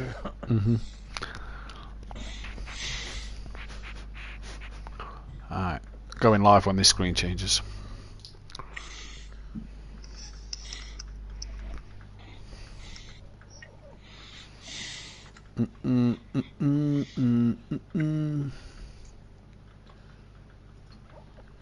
Welcome back then to Simplay Motorsport here for round 16 of the season, race 2. We hopefully will get Leon Fernie in. He's having a few disconnection problems at the moment. We also have lost Rabbit Joe. He's not able to attend race 2 tonight, but we've got Tibbs on the grid, so it's even better for us. 10 drivers in, hopefully with Leon Fernie. That will make it 11 on the grid for this second race. The championship standings then. have changed slightly and look a little like this. 243 drivers' points up for grabs, 423 constructors' points up for grabs. And it looks like this. Max Mulder's lead cut down to 72 points by Kieran Argent, who now moves into second place. He is some 11 points clear of KLF, with Shane in P4 only 15 behind. Monkey Boy down to 5th now, with Ukbar up in 6th place. Ahead of Rabbit Joe, Dean Musocki then in P8 ahead of Leon Fernie. DJ Phil in 10th with Walshy in 11th. Brindo now on the back of him by 5 points behind in P12. 3 ahead of Smithy, with Bozzy Boy dropping to 14th, Stealth Sloth 15th, and Tibbs in 16th place, who unsurprisingly, with only joining us last week, cannot win the championship. Depending on certain results tonight, neither will Stealth Sloth. In fact, no, he will still be mathematically just in this because Max isn't here. Constructors Battle and SRL Racing Team are leading the way, 44 points clear of Audio Sport and 2 Old Pros, who have the SFA Acora Racing Team not too far behind them. They're 96 behind Max and Leon Fernie. The Super Crash Bros then move into P4. And they are only some 13 points off the back of the Acora team. So they're also bringing themselves in for a top 3 fight. Terminal Velocity Terminal Velocity Racing on 250. Wakasaki Racing on 186. MC Motorsport 153. Tied now with Simplay Racing. Excuse me. But Simplay Racing don't have a driver in this second race. We have the top 3 in for a chat. But before we get to the top 3, Dan, it's a wet quali. It is indeed. Are we planning it to be wet all the way through, or is it going to be... well, could it clear up? That's the question. We can't kiss and tell, can we? I mean, it would be nice if it does dry out, because we can see some... Back to the guys in the... back to the guys in the top 3. And we will start with Bryn. And Bryn, it's been a while since we spoke to you on the podium, all the way back... whatever the 4th track this season was, can't remember. But that was a good race for yourself. Good pace. I know you enjoy it round here. Look good for you. Yeah. Say I started, where were I? 10th? Yeah. Yeah. Yeah, a good race. Managed to avoid some of the carnage at the beginning and just work your way through the pack. Yeah, that's what I did. Kept out of trouble and, yeah, just worked my way through. Race 2, it looks like you're going to start towards similar end of the grid, to be honest. It looks like you're going to start about 9th place in this one. Pretty much the same thing, I imagine? Yeah, just stay out of trouble, see what I can do. Well, we wish you the best of luck for race 2. As we move to your teammate Shane now, and Shane... yeah, I think he's just joined. Shane, that was a race where it was bouncing off the walls, bouncing in the air, but ultimately having the pace to stay in second place. I made loads of mistakes. My headset died, well, pad died, so when I turned it back on, I got blue screened. That's when I went straight on, after it long straight. Ah! I had blue screen, so I had to take my pad back on, press X, before I got my car back. Yeah, like you say, you've struggled in that one. You did actually text me before the race, and saying that you keep bouncing off the walls in the dry, never mind the wet. Was that the case for you in the wet, just kind of bouncing off the walls? I think wet, I think I was better in wet than I was dry. I'll just take it more steady, somehow. You had good pace in race 1. Race 2, you're going to be starting 10th with the looks of things. What can you do from there? Hopefully what Bryn did, race 1. Well, we wish you the best of luck. We wish you the best luck, buddy, and good luck for race 2. As quickly moving on to our race winner, Kieran. We've spoken to you on the podium a few times this year. You've not had a race win. That's your first one, and in the Acora. Just talk us through that race quickly. Pretty uneventful, really. Coming up the hill, I see Shane hit the wall. Built up about a 5-second gap, and then I don't really see anyone after that. So just kept it out the wall, kept it consistent, and just knew what I had to do, match lap time from behind. Match lap times from behind, that's pretty much what you did, wasn't it, till the end? Yeah, just trying to keep it in the 209s, maybe the odd 208 here and there, but like I say, just keeping it out the wall was more important. It was. Race 2 looks like you're going to be starting mid-pack, just towards the back end of the pack. What are your expectations? What can you do in this one? The London buses, maybe? Never say never, but I'd say it's going to be difficult coming through the pack, especially in the wet, especially after what happened in race 1 in the dry. So if I can get through cleanly, I know I've got to pay to get to the front, but ultimately it's going to come down to whether I can get through cleanly or not. And just lastly, Kieran, you've moved above Kelly into second place. You've cut Max's lead a little bit shorter. Positive feeling, that one? Like I said the last few weeks, I'm just looking for points each week. If that brings me into a title fight coming into the season, so be it. I missed week 1, Max misses this week, so we're equal footing in that respect. But like I say, points mean pride at the end of the day. They do indeed. Well, we wish you the best of luck, Kieran, and go get them. Well done to all of the top 3 drivers. Dan, everybody's out there. No Rabbit Joe, which is why 4 drivers are in the pits, not 5. And at the minute, Ukbar setting the pace down 6 tenths quicker than his teammate DJ Phil. Yeah, it's going to be an interesting one. I think, by the way Matt was saying, I reckon this session's going to dry out. So I reckon last car on track, last car to the line, I think is what's going to happen here. But whether the track would dry up enough, we've still got 3 minutes left to go. And at the minute, Leon Fernie, Exit Tibbs and Dean still yet to set a lap time.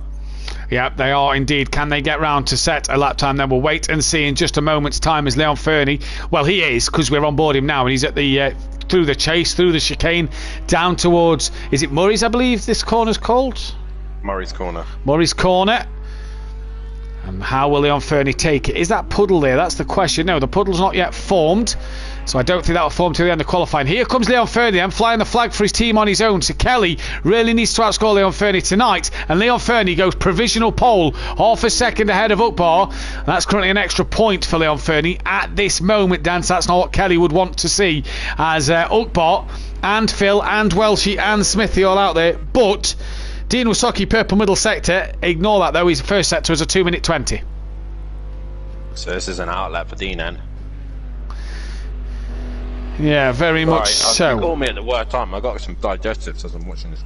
I just say Grand Prix then. Yeah. I got some digestives basically. Nice. Christmas ones? No, it's not near Christmas yet, mate. Oh. Close though. Only 13 days left of this month. When Children in Need is out of the way, then we can discuss it. When's Children in Need? End of November, I think. He's actually Googling it. He's forgot about the racing. He's caring more about Christmas. Than okay then, chat. Basically, Christmas starts Saturday. Yes! Oh, this Saturday. Oh my god. I decided it's the 1st of December. Children in Need. I'm just letting everybody know. I am not. Was it a bar humbug? That's the one. Yeah, you're not a Scrooge. No, I'm not. I'm not a Scrooge. It's just that I like it to be December. Christmas is December. Well, it's not January. It's not November. It's December. You heard it here first. December. You heard it here first, chat. It starts when Children in Need ends. It starts Saturday. The 1st of December. Bring on Le Mans Bugatti for the Pro-Am next week. The Christmas puns are coming out. I'm going to jot a few down just for my good friend Dan. The question is, can Kieran deliver like Santa will in a couple of weeks' time? Oh my god, I really hope all these puns are going to give you bad luck. I really do, because I'm going to need all the luck I'm going to have to get for this race. Well, either way. Mother Davis in the chat 12 days before. No. You heard it here from Dan Davis the day after Children in Need. No. As they come through, Leon Fernie comes through the hairpin and DJ Phil's in the pits. He will not get another lap in. Leon Fernie to the line. Does he improve? No, he doesn't. Will get one more in. Who's that coming through in towards the final part of the track? That must be Dean Wysocki. It is Dean Wysocki. Tibbs, purple sector 1. Improving. No, he's not improving, Dan. He's 7 tenths up at the minute, Exit Tibbs. He's 7 tenths up, so he's on fire as it stands. So Dean towards the line, no improvement. Must have hit the wall hard then. Dean gets one more run in here. Gets one more chance at this. This man's flying. He showed good promise in last week. He did. He might be able to squeak one more lap in as well. Possibly just. It depends on his exit here. This will be tight. This will be very tight. A little bit deep, but he'll get another lap in. He will get another lap in, yeah. Up to P3 for Exit Tib. Ask Dan what he's selling over the weekend. What he's selling over the weekend, Dan? Welshie finishes his qualifying P5. Mother Davis in the chat. Smithy to the line, currently P6. Goes P5. Outdoes his rival. You're selling pine cones. Yeah. Pine cones. Yeah. For Christmas. Painted as hedgehogs. For Christmas. Of course. Yeah, of course for Christmas. But it's not Christmas yet. You remember Ice Age? You know the first Ice Age films? Yeah. Yeah. Sid picks up that pine cone, doesn't he? And he's like dead surprised at it. Yeah. Used to be a dead good impression of that line. But I can't remember I can't remember the line anymore. What? I don't understand what you're saying. It's an acorn, isn't it? No, I'm sure he picks up a pine cone, doesn't he? I swear it's an acorn. Ah, well. And he carries it around for most of the film. Sid the Sloth. Oh, you're talking about... Oh, Sid. I thought you were talking about the squirrel thing. No, not the squirrel. Either way... he's selling Christmas decorations, is he, over the weekend? Not just pine cones. Wow, there we go then. Leon Fernie to the line, then he did a purple sector 1, no improvement sector 2. It's just him, Tibbs and Dean, and it's just him and Dean on track. Leon Fernie to the line, 1 pole position to his name, doesn't improve at the end. Dean Wysocki left then. Can he move up from P8 at the moment? He comes towards Murray's corner now. Is it going to be P7 for the Wysocki racing team, the Wakasaki racing team, sorry, or can he get a decent exit out the final corner and power his way down the start straight to the line? Can Dean Wysocki get up the grid? Has he managed to go to the North Pole and get the pole? No, P5. So then Leon Fernie will be on pole position. That is an extra point for the team and a great job for them there. He will be alongside Ukbar in this qualifying session on the front row. Second row of the grid is Exit Tibbs with yet another fantastic qualifying session to his name. He's alongside DJ Phil in this one, who is on the second row. He got out qualified by his teammate. Dean Wysocki will line up on row 3 in P5 alongside Smithy, and then Welshie P7, Argent P8, Bryn 9th, Shane 10th, Kelly at the back in 11th place. Ooh, Tip for the win, Daniel.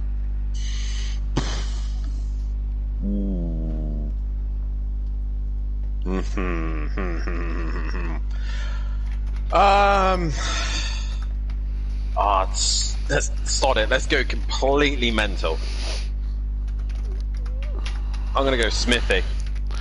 Yes! Love that! I'm gonna go Tibbs.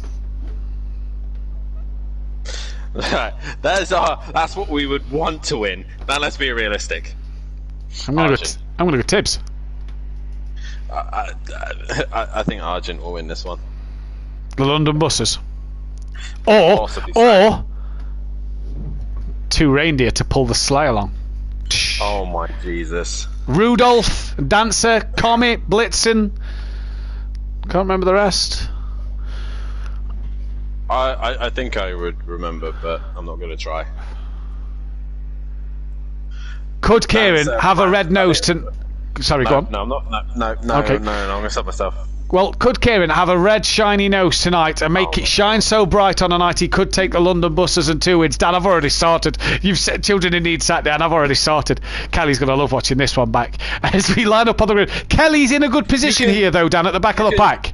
You can start saying them at Silverstone and Brands, okay? Because we're at the night race. That's probably when Santa is flying across over Great Britain anyway, because obviously a British channel, you can start doing it around then. Until then... Oh, that's something I wanted to say in practice one. You've got a tough task when you get to the British tracks, you know. Me? Yeah, you say hello, you do all these lovely accents and speak Japanese. Do not mess up the English accent for 2 weeks in a row, because imagine just failing on that one. That'd be embarrassing, wouldn't it? Come to Silverstone. As we get ready to go here then in race 2, it's green and go then. Leon Fernie didn't get a good start. That is Welsh, who's got a demon start. All a bit wiggly, and Tibbs and Ukbar in the wall. Dean gets caught, Bryn gets caught, Kelly gets caught, and already carnage at turn 1. And Tibbs, Bryn, Kelly all involved. I think Dean got caught up as well. I think Kelly might have just scraped himself out of that one. I think he just scraped the car and that was it. Argent's had a flyer, he's P4. Yeah, up to 4th already. Great start for Argent in this race. And early damage for other drivers. Will they pit at the start? We'll have to wait and see. Kelly then down in 8th. He's just got past DJ Phil, Bryn and Tibbs. They've got to slowly now recover. That is Smithy in a wall and his old rival and adversary. Welsh can come up. I think Dean's just gave Ukbar a bit of a tap up the rear in the background as they come up the mountain. Leon from Smithy from Welsh early on in this race. Yeah, a lot of cars went wide, including Argent. He was in the wall as well. So all these guys are struggling. Kelly's also wide there as well. I don't know if he clipped the wall, but Ukbar is holding up the traffic here. He can't. Shane and Dean can't find a way through, and Kelly's in the back of this and with damage as well. So these guys really have to be patient through, especially in the wet. Dean just clips the wall there. I think he has again. Yeah, Ukbar's in the wall. Yeah, they're all in the wall here, struggling in the wet conditions already. Leon Fernie, like Argent in the last race, 2 seconds out front at the minute with his rival behind him, Smithy. Them two have had a few ding-dongs in recent years. And here comes Smithy, Welshie, and then Argy Bargy following in close proximity here. And for Leon Fernie, this could be massive for the Constructors' Championship if he wins this race. Yeah, Max will be loving this right now if he sees his teammate leading out in front, so he still keeps an Audi out front winning.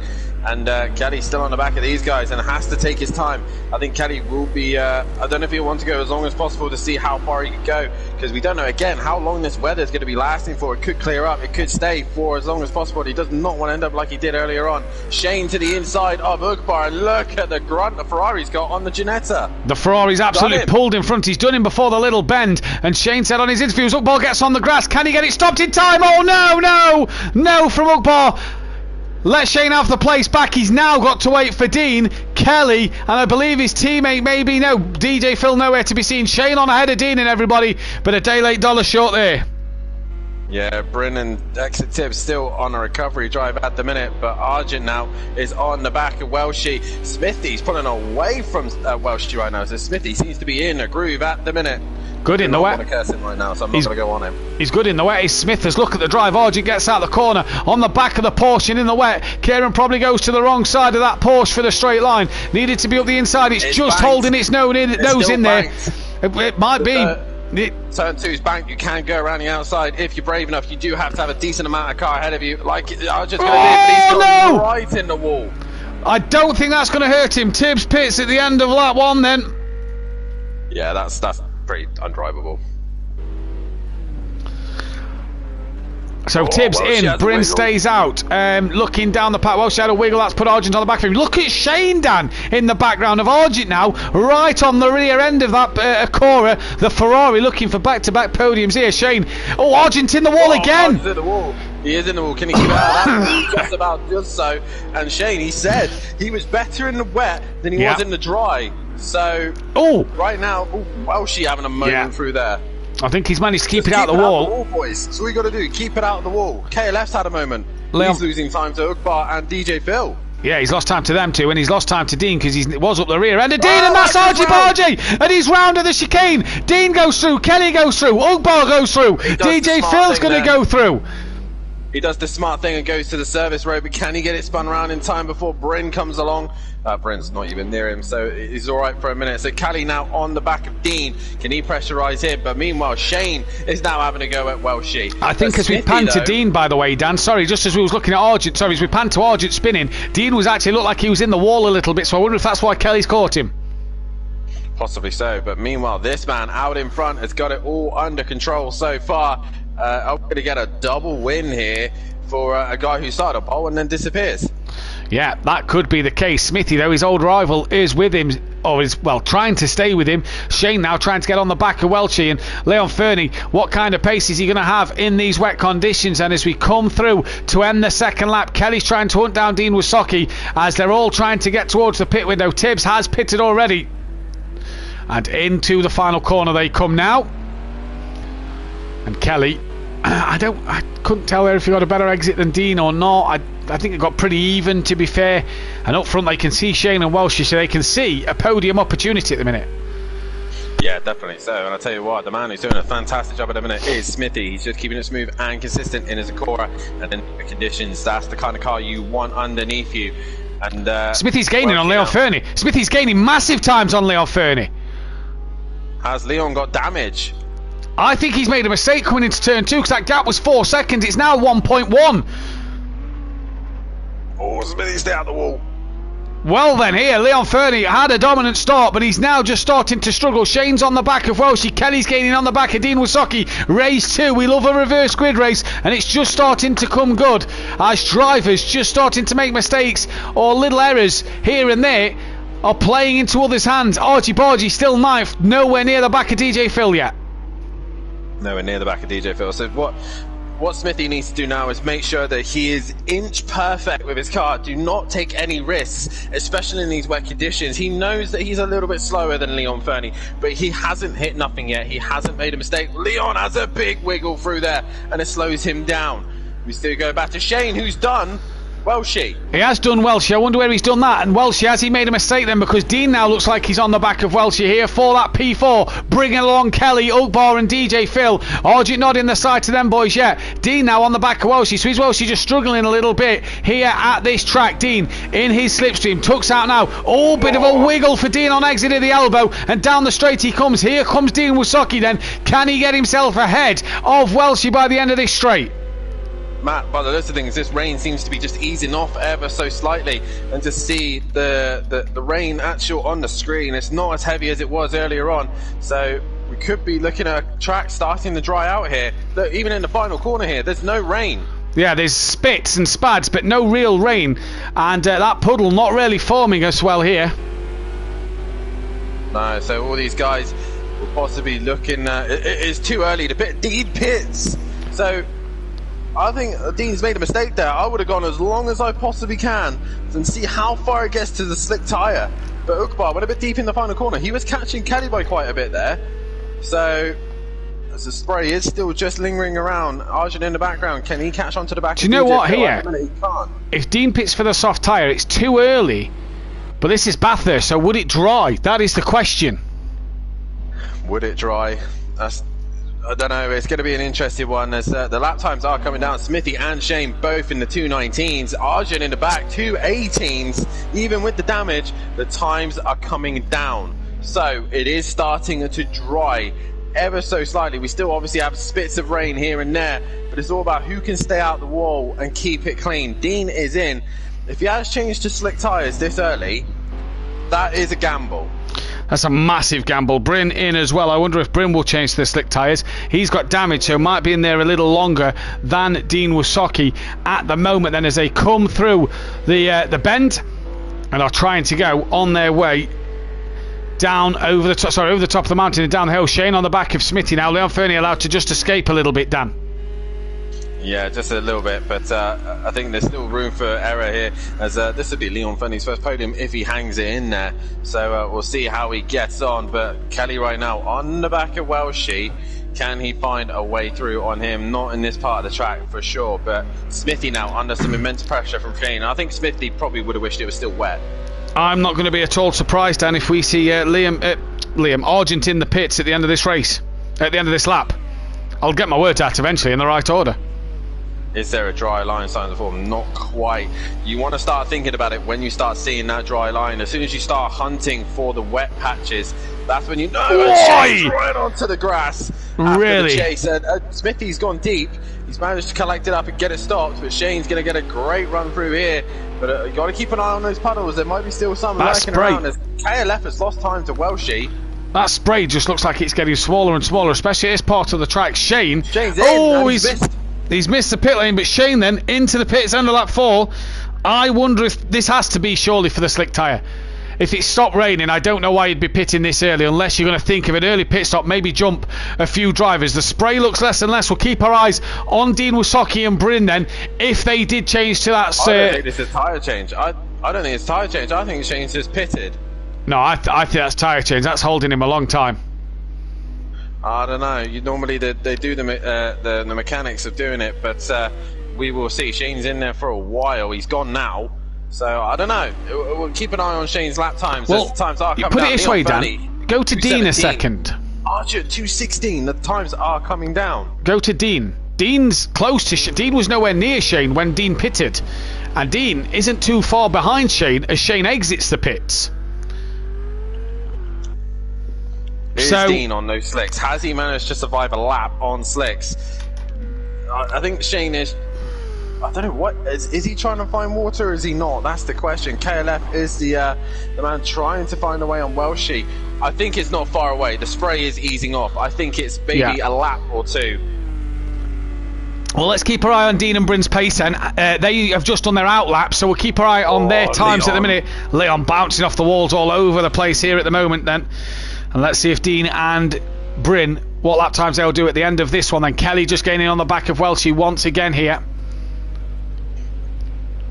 I don't know, man. It's going to be an interesting one. I think the slicks are not a million miles away. I think it's still too early.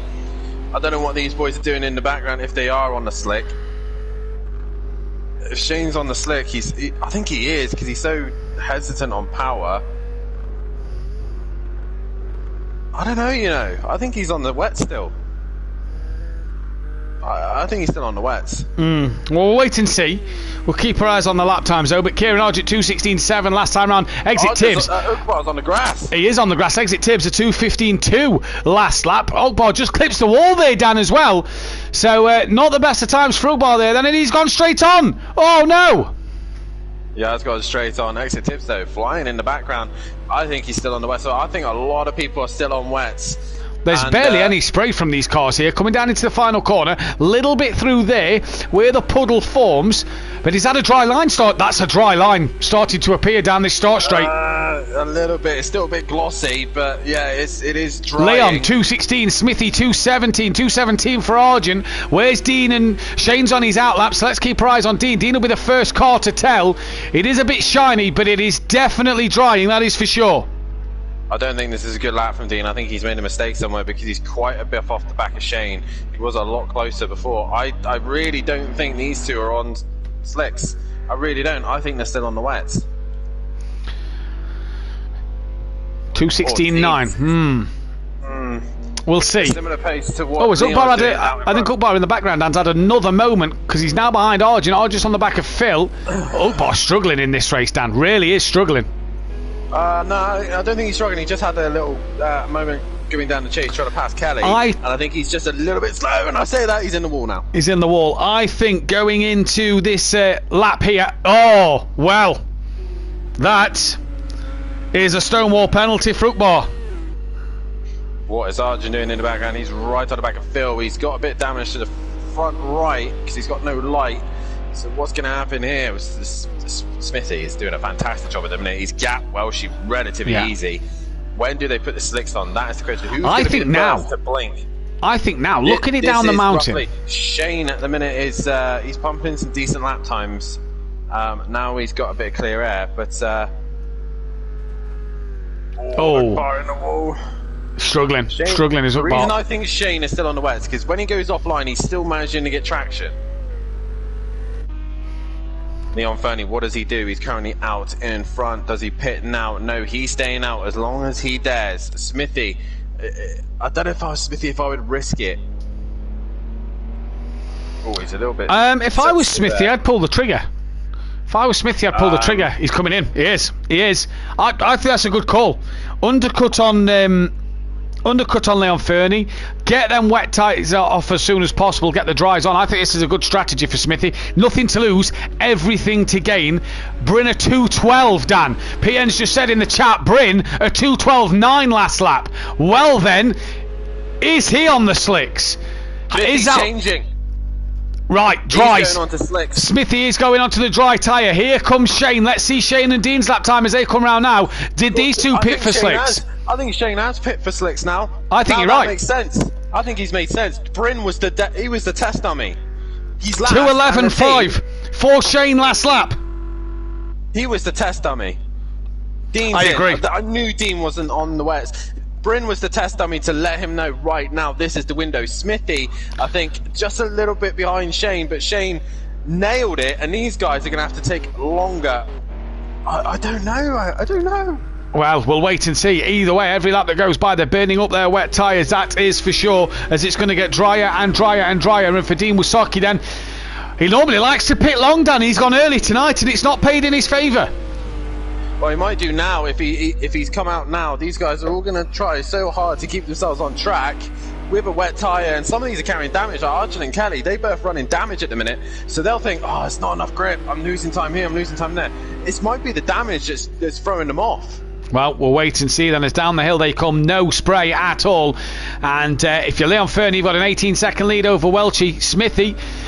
Shane, the lead call, we believe, is on the slick tyre then. And here comes Kelly. Here comes Argent right up his rear bumper, looking for another place. Well, if Shane is on that slick tyre, he's about to catch the back of this pack really quickly. He's got so much confidence. Yes, he's just chucking that car in. Let's just go on a bonnet cam or a chase cam. Let's do it to Leon Fernie, in fact, while we come through the final corner. So it's wet still on the outside. That's dry. That's bone. Offline, it's wet. It's bone dry online. It's not even greasy anymore. Yeah, I wouldn't be surprised if second, third, fourth and fifth all dive into the pits. Tibbs is back in, so that will get rid of his early stop.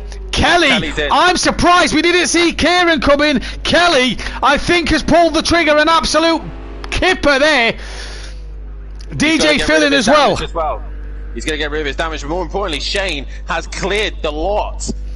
Before they even put the tyres on, he's through. What's his lap? 209. Wow, we're on pace. We're on the pace then of the lead race from last time round. That might be Bryn's damage from last time. Smithy's going to gain a lot through this. Yeah. Bryn could possibly gain a lot through this. Yeah. The top three, Dan, are all going to burn their tyres up this time around. So Tibbs is going to go a lap down. The more important thing for Tibbs is he's going to score points. That's the biggest thing to note here for Tibbs. Arjun on the back. Kelly, DJ Phil away now. Wow, look at how much time they have lost by doing them extra laps on that wet tyre. Tibbs a lap down. Here comes Bryn. Smithy's back up to P5. And where's... That's net P3. That's net P3. Yeah, and if he keeps lapping as he's doing... Oh, Kelly! Time penalty. Just took the limiter off too quick. DJ Phil back out on trick, and there is Bryn. Look, right in the background, a 2:11.9 for Bryn, flying at the moment. Shane has nailed this strategy, and these two are too busy scrapping one another. They are losing time hand over fist to the slick runners. There's Shane. These lot are a pit stop down now. I thought Kieran, would have followed Kelly in, but he didn't. In fact, Kieran was in front of Kelly, I do believe. When Kelly pitted. Behind. Was he? Right, okay. He was behind. Oh, Kelly's going to be shooting himself now. Shane. So annoyed about that. Let's watch this down the straight then, Dan. Down the Conrod straight. Here comes Shane on that slick tyre compared to Kieran and Welchie. And look at the speed of this Ferrari. It's just got much better grip and traction, but he can't get past because Kieran's in the middle of the road and Welchie's up front. And he gets off the throttle. He doesn't want to go on the wet because he's got slicks on, but these guys can. Leon Fernie's in.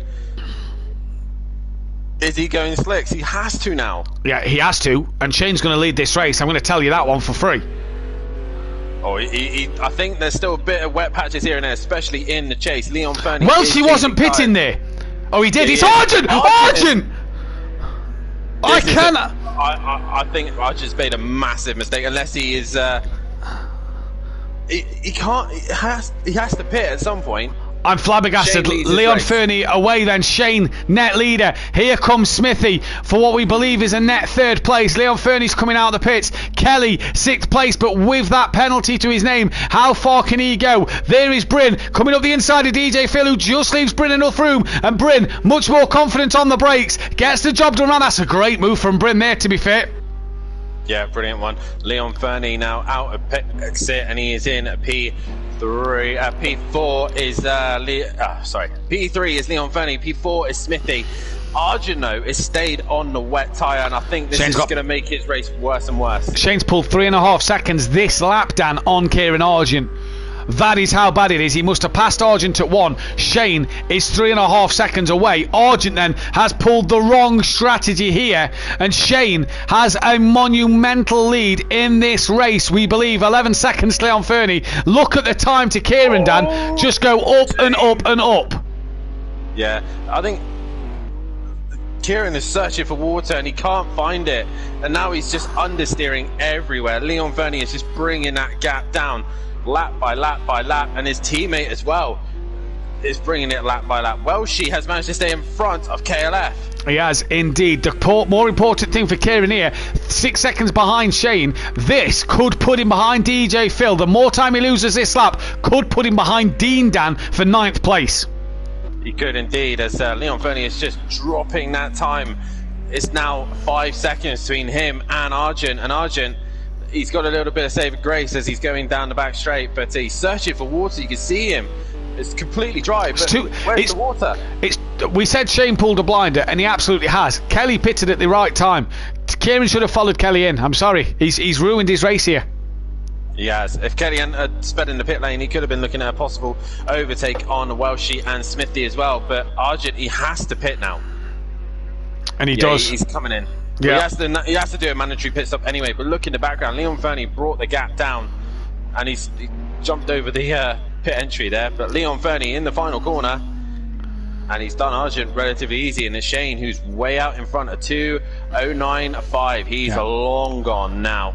Here comes Smithy then, net 3rd place we said. Where's Argy Bargy? He's not yet moving. Smithy through the final corner. There's Welshie. You'll see in the background Kelly and Bryn as well. DJ Phil maybe getting past Kieran Argent. We'll have to wait and see. Smithy though on the podium. What about Welshie? Where will Welshie come through? There he is. Kieran's away. Welshie into P4, I imagine.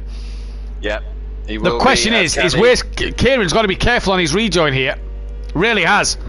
In fact, I don't think he has to actually. He's that slow in the pit lane that these have all jumped him. What about Phil and Dean? He's now coming off the limiter. He's going to be slower off it, but DJ Phil is there. So Argent really has thrown this race away. Exit Tibbs obviously not the best race for him. He's obviously still learning. This is probably his first wet race, so he's still learning all of that himself. But right now, Welshie is under pressure from KLF, and I believe Kelly has got a 10-second time. He has speeding in the pit lane. So Welshie 8 tenths ahead of KLF then, and Kelly needs to get past Welshie and clear as much as possible. So Argent will gain points over Max tonight, but it's not as many as he once thought. That's DJ Phil just clipping the wall there. As Dean, not a good night for Dean again tonight. He struggled.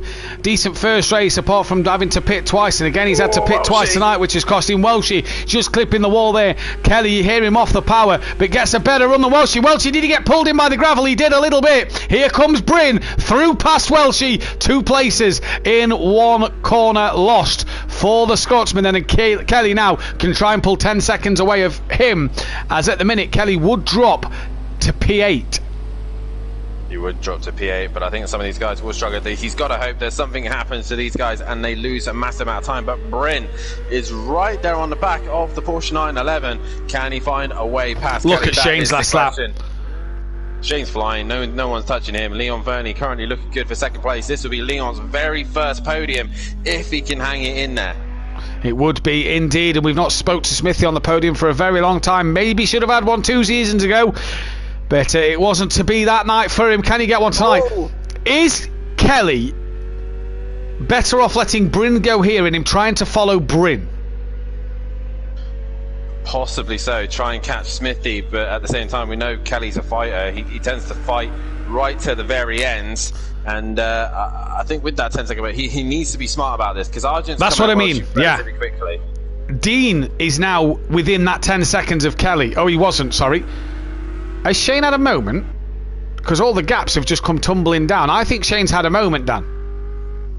11.5. He has had a moment. So sector 1, yeah. Well. Sector 1. Shane said he was better in the wet than the dry. Well, it's dry, and Shane's starting to struggle. Lap 11 of 14. Smithy, Leon. He has. Oh, he's dropped it! Oh, and Kelly into the side of Bryn. He's dropped it on his own. And Kelly taps him round. Bryn has to stay still. Kelly with big damage and trying to get away. And here comes Welshie and Argent. And that maybe will put to bed Kelly's 10-second penalty. Kieran, have a look around the outside of Welshie there. And I think as well, that is giving the lifeline that Smithy needed. No one's going to catch him now, I don't think. Smithy's just got to keep it on track. He has indeed. Then let's see what Smithy can do in this one. Kelly now. I don't really think that was Kelly's fault. Bryn lost the rear, didn't he, coming into turn 3? and Welshie keeps seeming to go that way and messing up his entrance that corner, and Kieran gets through. Bryn lost her ear, didn't he, Dan? And Kelly just caught up in Bryn having a moment. Yeah. Nowhere to go. So is Kelly now going to try and just stay out with the damage? Oh. So far, he's able to go down the hill relatively fine. At the moment, he stays. Has he got? Yeah, at the moment, he stays P8. He'll drop behind Dean. He's 8 seconds to Dean. So at the minute, he'll drop to P8, stays ahead of Bryn at the minute. And how much damage has Bryn got? Oh. That was downhill. Yeah, looks like Bryn's had a moment. Oh, that's that. Again. I think that's got some bad suspension damage there. Possibly so. Bryn's now lost out to bar. He's going to be very slow in a straight line, is Kelly.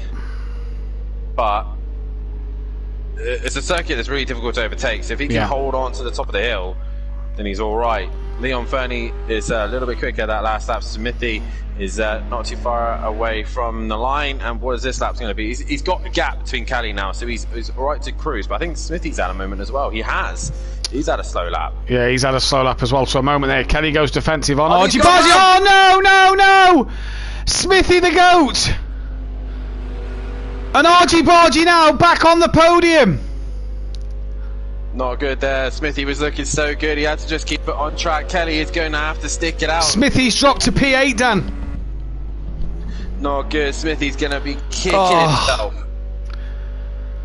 That is heartbreaking stuff for Smithy then.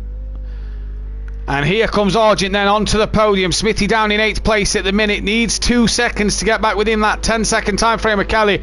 Kelly struggling though with damage. Welshie and Phil having a little battle here.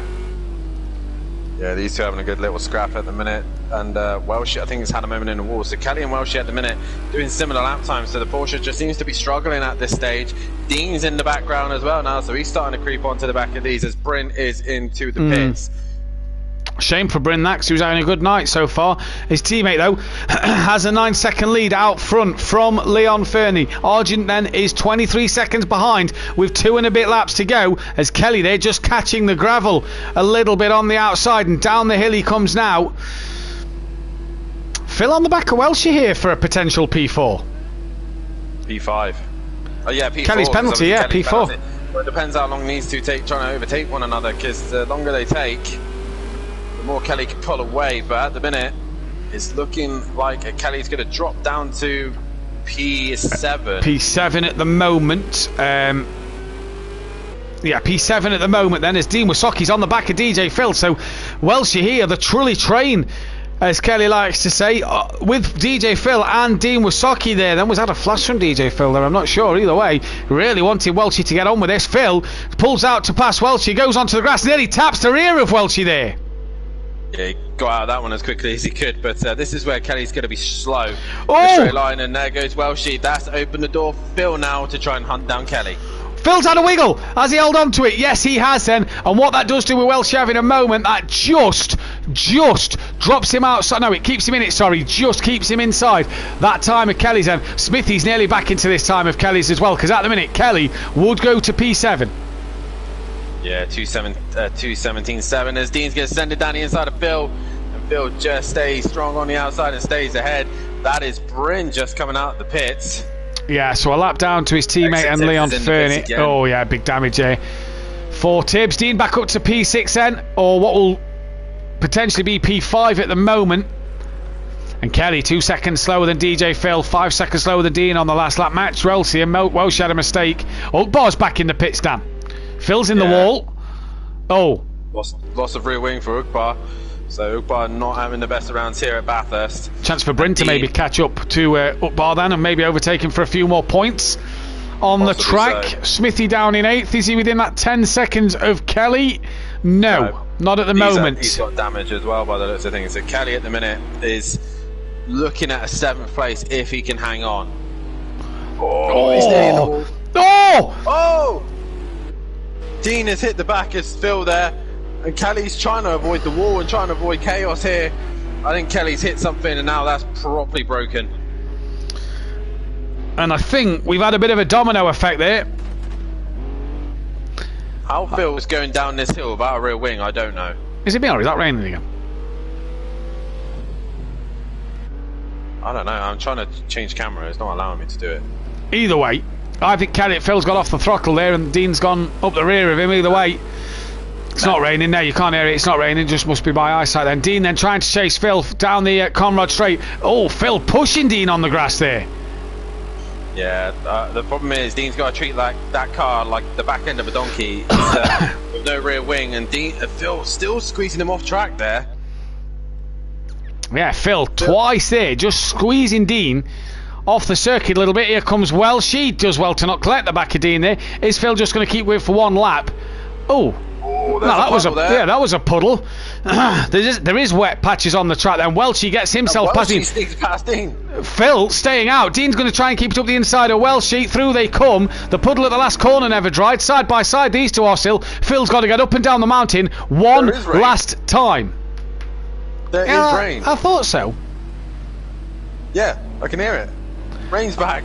I don't think it's going to affect the track. Leon Furney's within 5 seconds of Shane here.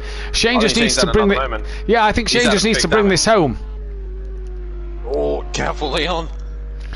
So Shane, Leon, Argent, DJ Phil, Dean, Welshie, KLF will lose to P8 to Smithy then. Dean's back ahead of Welshie then, and they're very slow. No brake lights from DJ Phil there.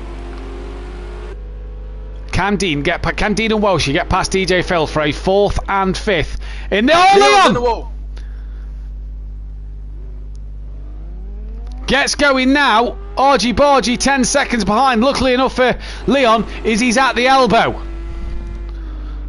Well, she's lost time here. He's made a mistake as Dean's all over the back of DJ Phil through this section. This is where DJ Phil is going to be very slow with no rear downforce. He's not going to be able to keep it on track. He defends straight away as well. Dean must be getting so frustrated. Phil was all over the place here. I think Phil maybe lost the rear there. I'm not too sure. We'll go back to that. Yeah, he's definitely had a moment because Dean and Welshie breeze past. But for Shane here, it's going to be race win number 3 this season. He's been on fire and he will close some big points to Kelly and Argent and to Max as Shane then crosses the line for the race win. We now await Leon Fernie. Has he got enough to hold Argent off? I believe he has. 9 seconds is the gap. Here comes Leon to the line, and for his first ever podium at Simplay Motorsport. It'll be great to hear from him in just a short while. Leon Fernie going to cross the line for a P2. Argy Bargy, good night all round really for Kieran Argent. A 1st and a 3rd. Took too long. I think with Leon spin at the end, I think Kieran could have had a 2nd place in this one, but took too long, did Kieran, and it's going to look like to be Dean Wysocki to bounce back with a 4th place in this 2nd race then, as he comes towards the line now, down towards Murray's Corner, and Dean Wysocki round the final corner. Here he comes for a P4. Welshie will cross the line for P5. Better race 2 for him. DJ Phil, did he hang on to 6th? I believe so.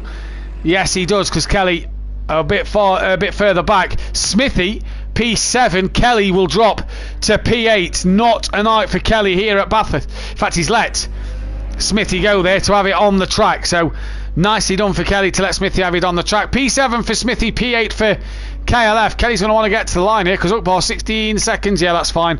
Ukbar P9 and the final position, I do believe, because Bryn has Tibbs is still going. Tibbs P11, and I believe Bryn has already finished down in P10. So hopefully then we get Leon Fernie and Argent and Shane back in for an interview and a quick chat at the end of this one.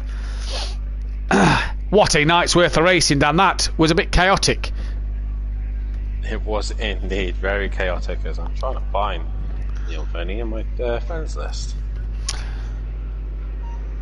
ESPN Motorsport in the chat. Looks like a Ginetta Junior now. 209 for Shane. Forza Ferrari. Laura Sage, well done Leon, she says in the chat. As they cross the line. Fastest lap of the race then goes to Shane. 2:08 dead. The quickest lap time. I'll just double check Tibbs. No, it was Shane. 2:08 dead for Shane then. So he takes fastest lap and all the points there. So going in to next week, 216 points up for grabs still in this Drivers' Championship. Max still has a lead in this championship as well, but it's cut short. It's not caught that short. I've done the wrong thing. We've got Welch at the top of the standings here. Bear with me. There we go. It is Max Mulder who leads the Drivers' Championship. 57 points clear of Argent, with Shane now into P3. 3 points ahead of Kelly, who is down in 4th, with Monkey Boy 5th. Ukbar P6 and pulls away from Rabbit Joe a little bit more. Leon Fernie goes back out of Dean Wasocki, so Dean stays 9th after tonight, but is closer. 6 points between Dean, Leon and Rabbit Joe. DJ Phil up to 10th with Welshie in 11th. Smithy P12 tied with Bryn for 12th place. Bozzy Boy 14th, Stovsloff 15th, and Exit Tibbs down in 16th place. Then in terms of Constructors' Championship, it looks like this. The SRL Racing Team 57 clear of Audio Sport and 12 Pro, so at the end of the night they've gained 2 points. SFA Acora Racing 93 behind, so they've pulled a few more back. The Super Crash Bros, they're only 108 points behind. They pulled some more points back. Terminal Velocity Racing, they're on 267, 131 behind. Wakasaki Racing 199, MC Motorsport 164, and Simplay Racing rounding out the rear. And we've got the top 2 in. We'll start with Argent. Hopefully we can get Leon Fernie in as well. Can't do the interview, I don't have a mic. He's just messaged me on the PlayStation, so that is what he said. That's what Leon Fernie's just said on a message, so we will only get these 2 in. So Kieran, just talk us through that strategy, because that didn't seem to work. No, like I say, just got stuck behind the slower cars in front, lost the rear coming down the hill, and it was always going to be a fight back. Driving around, I can still see spray, so I didn't think it was dry enough, but obviously I was wrong, because I looked in the mirror and Shane was there, so well done to Shane on that one. Yeah, well done Shane on that one. Pulled a blinding strategy. Did you not feel though that when you was around Kelly, to copy his strategy, or was it just the fact that you felt it was too wet? Whatever Kelly was going to do, I was always going to do the opposite. So I felt I had more pace than Kelly to be able to gap him in the pit stop. But like I say, it just dried up quicker, dried up more than I thought it had. Dried up more than you thought it had, but another podium nonetheless, and points gained over Max in this championship. Yeah, like I said earlier, I'll take the points I can get. I didn't come into this thinking I could win the title. I think Max has still got one hand on it, but if I can claw back points like I have tonight, then I could have a chance. Well done on your night. In fact, we're going to Le Mans Bugatti next week. What do you think you can do around there? Never driven at this game. I know the track well from other games, but I've never driven it on here. So. Oh, was you not here the other season for it? I was away last time we were at the circuit. So, like I say, I think it would probably suit the Acura, but it could also suit a few other cars also. Well, we wish you the best of luck for next week, and we move on to Shane then. And Shane, well, 3 race wins in a season. That's not bad so far, is it? 4 race wins. No, apologies. You're right. 4 race wins in a season. Just talk us through that one, because you made the early call. Did Bryn go on the wet tyre first? Is that why you pitted for it? No, we started on wets. Yeah. We went on to softs. I think it was like 3 and 4. Bryn went first, told me that it felt alright, so I went in. And yeah, went steady from there. Clearly alright for yourself. Putting good lap times and yeah, clearly dry enough. Yeah, well. Le Mans Bugatti next week. What do you know of it? What can you do around it? Same as Argent said. I know it from other games, but I've never been around it on here. Well, congratulations tonight, Shane. At the moment, you are taking the vote for driver of the day in the audience, so well done to you there. Dan, final thoughts from yourself and your driver of the day. This is why I love this track. Always produce some great racing, always shows off who is the best of the best, and yeah, I think that these guys put on a fantastic show this evening. Driver of the day, I have to go with either Shane or Argent. I'm going to go with Shane. He played the strategy a bit better in race 2 than Argent, but other than that, Argent, it was that close. It could have been either one, but either way, it makes it more interesting for the championship. They cut Max's gap down by a little bit. What are they going to do at Le Mans? That's another thing. I know for a fact the Audi is very good at Le Mans, so maybe to see if Max is going to be on top form, especially Leon Fernie in the other Audi as well. So what can they do? Kelly's got a night to forget, so has Ukbar and Bryn. They're all going to have to throw these ones out of the pan and just start all over again.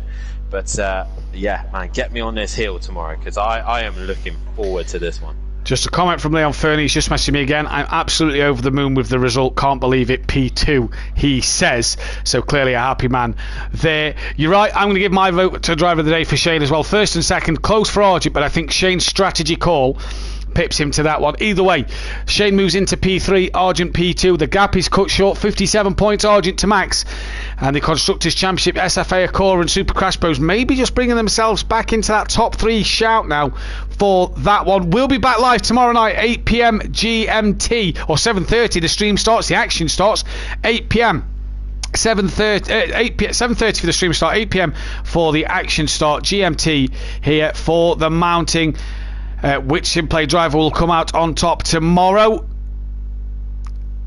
It's not going to be. It's not going to be me. It's Dan Sutty, Overtaker, any other driver bar me. Get your money on that one. That is for sure. Kelly Davis and Clive Smith will be bringing you the action for that one tomorrow. Me and Dan are heading closer to home as we head to Le France next week for Le Mans Bugatti before fully coming home to England before heading stateside. 4 weeks left to go. Has Argent just brought himself back in this championship? Join us next week to find out for more of the action. But from all of us here, oh, by the way, and enjoy Christmas as from Saturday. Dan said it, when Children in Need is done, Christmas starts. So enjoy the festive periods as from Saturday. Either way, nonetheless, thank you all for joining us tonight. Kelly Davis, Clive Smith, tomorrow, 8 p.m. GMT for them. Thank you for watching Simplay Motorsport. Take care. Good night. Good night. For them. Thank you for watching Simplay Motorsport. Take care. Good night. Good night. It's Christmas time. You're a cock. There's no need to be afraid. I wish I hadn't fucking said anything now. I'm an idiot. Yep. Just got stuck behind a flower car and dropped it. Yep. I'm sorry, Argent, but you left it way, way, way too late. Even if Kelly had pitted, you should have gone in with him. It was way too dry. The thing is, I knew I had more pace than Kelly, so I didn't want to get stuck behind him. You know, either way, you would have still had him. Well, damage.